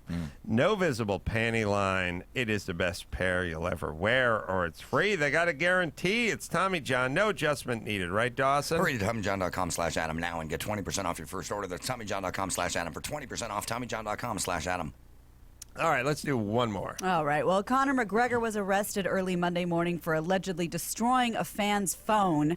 According to TMZ, a man tried to snap a photo of him outside a hotel in Miami Beach. Conor responded by allegedly slapping the phone out of the man's hand and stomping on it to make sure it was dead. In his statement, his attorney calls it a minor altercation over a cell phone that resulted in a call to law enforcement. No biggie. My thing is I'd like to live in a world that has a sort of code which is would fall under poking a bear. Yeah. You know what I mean? Like if you find a professional cage fighter and kind of go get in his grill, that's sort of on you. Yeah. Fighters fight. Yeah, you can ask him, would you mind taking a picture? And if he says no, And then slaps the it's- phone. No, right. But if he says yes and you get shot, but it's that thing where everyone is just, and In your also face. it's kind of, you could, I don't know that you would actually profit on it, like you're going like, so in a world where, well, if you have this many Twitter followers, you could make some money by mentioning names of products or whatever.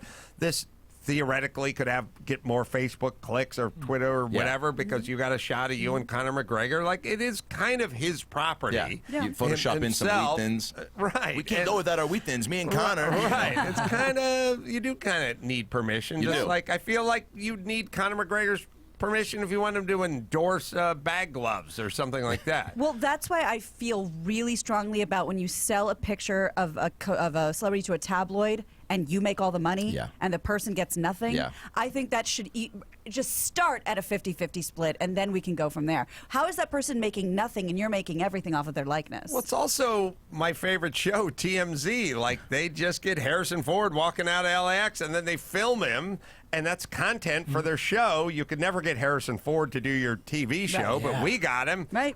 He didn't want to be on our show, but he's on our show, and then we go into a commercial for Tide, and it's like, we have a soap-themed show, but what I'm saying is, like, you are selling commercial space against this that's riddled with celebrities, and they're on it whether they like it or not. So they're also like getting them to answer questions like that they would never answer on a real talk show. They're like, Harrison Ford, like, who was your favorite character on Rugrats? I don't even watch that show. You know, it's just Angelica. And now, now he's the star of your show. Yeah. There is also a little element of, we have this, which is, oh, he's Harrison Ford. He's a millionaire. He's fine. Like, we have this, like, he's fine. He And can it's handle like, He knew what a little he signed bit up of. for. and it's like, okay, but that's not how the law is supposed Yeah. to work. If it's illegal to film people and use their likeness and profit off it, then it's Should have the that's same rule the for rule. everybody. That's the rule. Yep. Yeah. Well, Conor posted bail Tuesday morning. He's out and about now. Meanwhile, just days ago, he completed probation for his last arrest. This, of course, was the attacking the bus with a hand truck over at the Barclays Center in New York. Had he violated his probation, he could have been facing real prison time and deportation. But His community service was at church. oh, what, was it? I think I was watching TMZ. Is that allowed? And I support them. And his community service was working at a church. I Like do, a soup kitchen? I do believe. Like a black church? As an enforcer. Like, you know what I mean? Bouncer. Hey, one body of Christ per person. Come on. What And he Eucharist? snaps. Said one. He yells ki and snaps to his fighting position. Double down on this wafers. The guy's running, screaming, they were stuck together. Awesome. What kind of phone was it? Because I feel like this could be an opportunity for them to, the same way Steve Harvey screwed up the winner of the Right. pageant and then got a cell phone commercial, and he was like, you know, like he parlayed it. Like maybe the iPhone could be like, this phone's got a new durable case that can handle any sort of Conor McGregor whiplash, smackdown. Right. You know, It's good. Right. Show some old lady being like, "Can I get one picture?" No, you can't. They turn around like Mentos Otterbox. Manual labor, 2 churches. All right. Wow. Where Okay. were the churches? Brooklyn. Oh, really? Yeah. Yeah. And supposedly he had a long and meaningful conversation with a reverend, although they don't know what they talked about. Oh, I'm sure. Everyone at the church loved him. Of course. Really? It's not to like. Yeah. He's Irish. Yeah. Yeah. It's funny. So it's not often you see Irish guys like cleaning the lawn out in the garden out of the church. But He is a likable dude. I think he's charismatic. Yeah, I for would sure. definitely say that. I don't know when his next fight is. I don't know if he's got another Floyd Someone's taking a Mayweather or picture of him outside the hotel tomorrow night. So. That's his next We're gonna fight. look forward to his next yeah, fight. La Cienega at 9:30. All right, let's bring it home, Gina Grant. You got it. I'm Gina Grad, and that's the news. Dino. Gina. That was the news. Oh, my God. With Gina Grad. Conor McGregor, Gary, when's his next? He doesn't have a fight lined up, does he? No, apparently they're trying to schedule him versus Donald Cerrone for the International Fight Week, July 7th or something like that, but they wanted Conor and Cerrone to be the co-main, and Conor said no. Donald reverse cowgirl Cerrone? Or wait a minute, or does he go by Cowboy Cerrone? I think it's the latter, but I'm not positive. Check on that. Yeah. Make sure it's Donald. What'd you say it was? I think Donald- it's Cowboy, but it could be reversed. I heard reverse cowgirl Yeah. Cerrone. Let me look into it. Look into that. Okay. Okay. Do you think the same way that you can pay like artists, like you can get Christina Aguilera for like $2 million to sing at your son's bar mitzvah party, right? Do you think you could, like, you know, money talks? Is there an amount you could pay Conor McGregor to be like, yo, for my 50th, dude, I'd love to try to fight you in front of my friends at my house in my backyard. Is there a price? Well, this is interesting, and there's always a price. Right. And yeah, you can get the Beach Boys to play in your To fight you. backyard. Oh. Oh, sorry. Oh, you're right. Yeah, to play in your backyard for the right price. And I don't know if you can fight, but you might be able to get him to fight Donald Cerrone. Yes. Donald reverse cowgirl. At your house. Let's check on that. But there is a caveat, which is fights need to be sanctioned in like the Nevada or Oh, New really? York Yeah. or whatever. They have a sanctioning body. This would be some Kimbo Slice backyard shit. No. Yeah. He would lose Put it on YouTube. probably A lot of money. his license because he fought in an unsanctioned whatever. Okay. Yeah. Well, maybe when he's about ready to hang it up. you Right. know? Then you could do And it. start looking yeah. on Twitter, starting some beefs. Yeah. International waters. Oh, right. Oh, Go take out the on the boat out bar. there. That's what the Cruise. players do. Do All a right. cruise fight. Cruise He fight. just threatens all the staff. Yeah. Hashtag cruise fight. And by the way, the ultimate loser leaves town is overboard fight. Yeah. Nice. One man Losers- comes back. Well, you're just going I love over the that. rail. You're going over the Lido deck. Kurt Russell's the judge. I would. I love that movie. Me too. Wait, he played Captain Ron, right? Yeah. That's right. There you go. Unbelievable. One of his greatest roles. Wait a minute. Did he wear a patch over his eye? Yeah. Most positive he did. So he wore a patch over his eye, Snake Plissken, and Captain Ron? So he had two roles where he required a patch. Brian, Yeah, I does guess this ever so. get covered in the film vault? No, never was. Captain Ron doesn't come up frequently. Oh, weird. Occasionally. I but- find that hard to believe. Does Same Cool eye. Runnings? Same eye? Cool Runnings is good. Yeah. He wore a patch in 2 movies. There are guys who made it their whole career without wearing one patch. Yeah, and here we are, Kurt Russell. He did it. He did it in like a 14-month span. Didn't he wear one in that Santa Claus movie too on Netflix? Oh. I just feel like he was don't like, think he here's a did. new Yeah. take on I'm almost Santa. He positive can't see he did too not. well. Yeah. No? I don't think so. Okay. So he did Escape from New York. He did Escape from L.A., which, by the way, is coming true if you look around. It's a barbed wire everywhere and homeless piled man. high. So we got that. Captain Ron was what year? I'm gonna say Escape. 92. So I have a theory that he just left the thing on and just walked out and did Escape from L.A. Yeah. I'm trying to think, because Escape from L.A. must have been like 93, 94. Yeah, I'm going to say 92 and 94. It was right. Same eye. It was right in there. Escape from LA's 96. Oh. Captain Ron's 92. Ooh, that's a long time to keep it. Gotcha.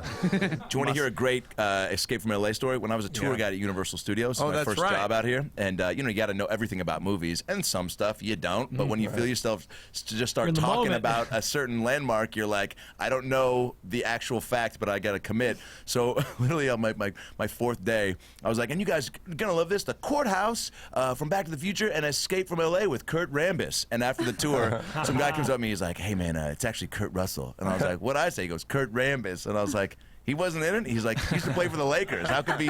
Why would he be in Escape from LA? You, of Yeah. all people, a squatty young Jew, should know the starting lineup Yeah.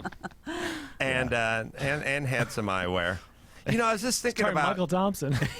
think about the stories that would no longer amuse. Okay. When I was young, I grew up out here. When I was young, I remember going on the Universal City tour or whatever. Yeah. And they were like, oh, that hill up there. That hill up there was from Lawrence in Arabia or whatever. They filmed. They would use they had the house from Psycho. Right. But Still they got it. used the backdrop, the hills, and then they went on to tell a story that was either true or not. But we were all delighted. It's Yeah. like they had You're all the extras dress up as Roman soldiers and come charging down the hill, and they filmed the whole thing, and they fired a pistol, and the 500 extras come running down the thing, but they couldn't use it because one of the guys had forgotten to take off his wristwatch, and they didn't have wristwatch. They had sundials like Yeah. Fred Flintstone, Yeah. and I remember as a 9-year-old being like endlessly amused, like, oh my goodness, I shall share this story when I get back. I'll bring that to Let's show go. and tell. If I would have told that to my kids, they'd go, yeah, what's up, old man? And I'd go, wristwatch. And they'd go, yeah, I heard you. So what?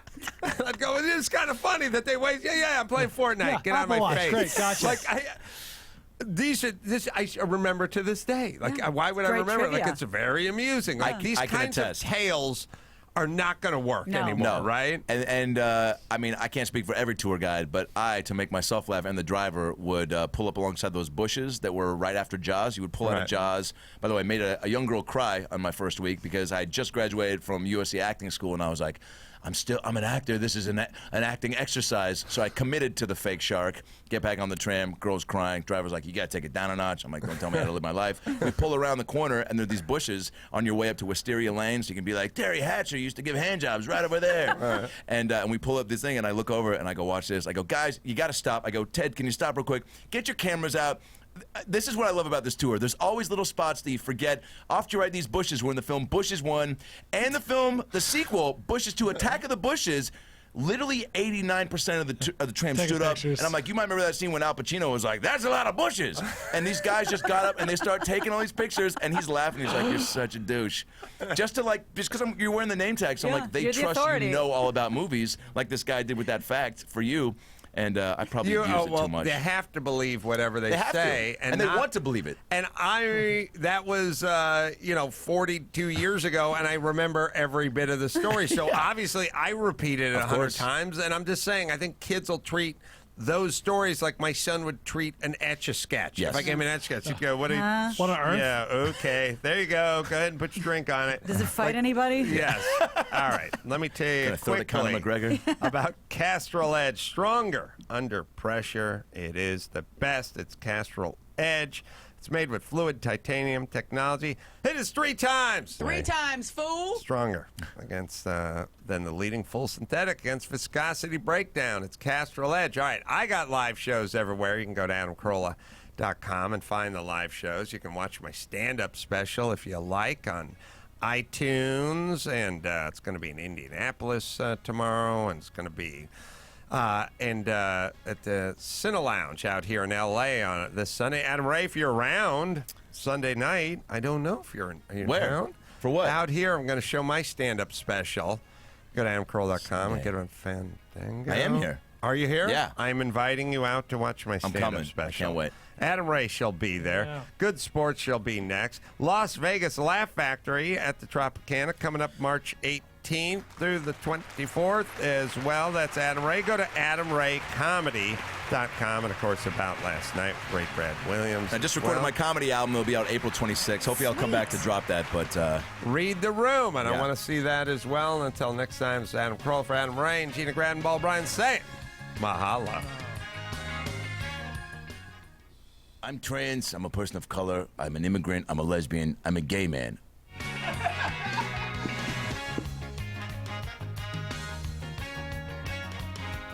Stick around for today's episode of Good Sports. It's coming right up on the Adam Carolla Show.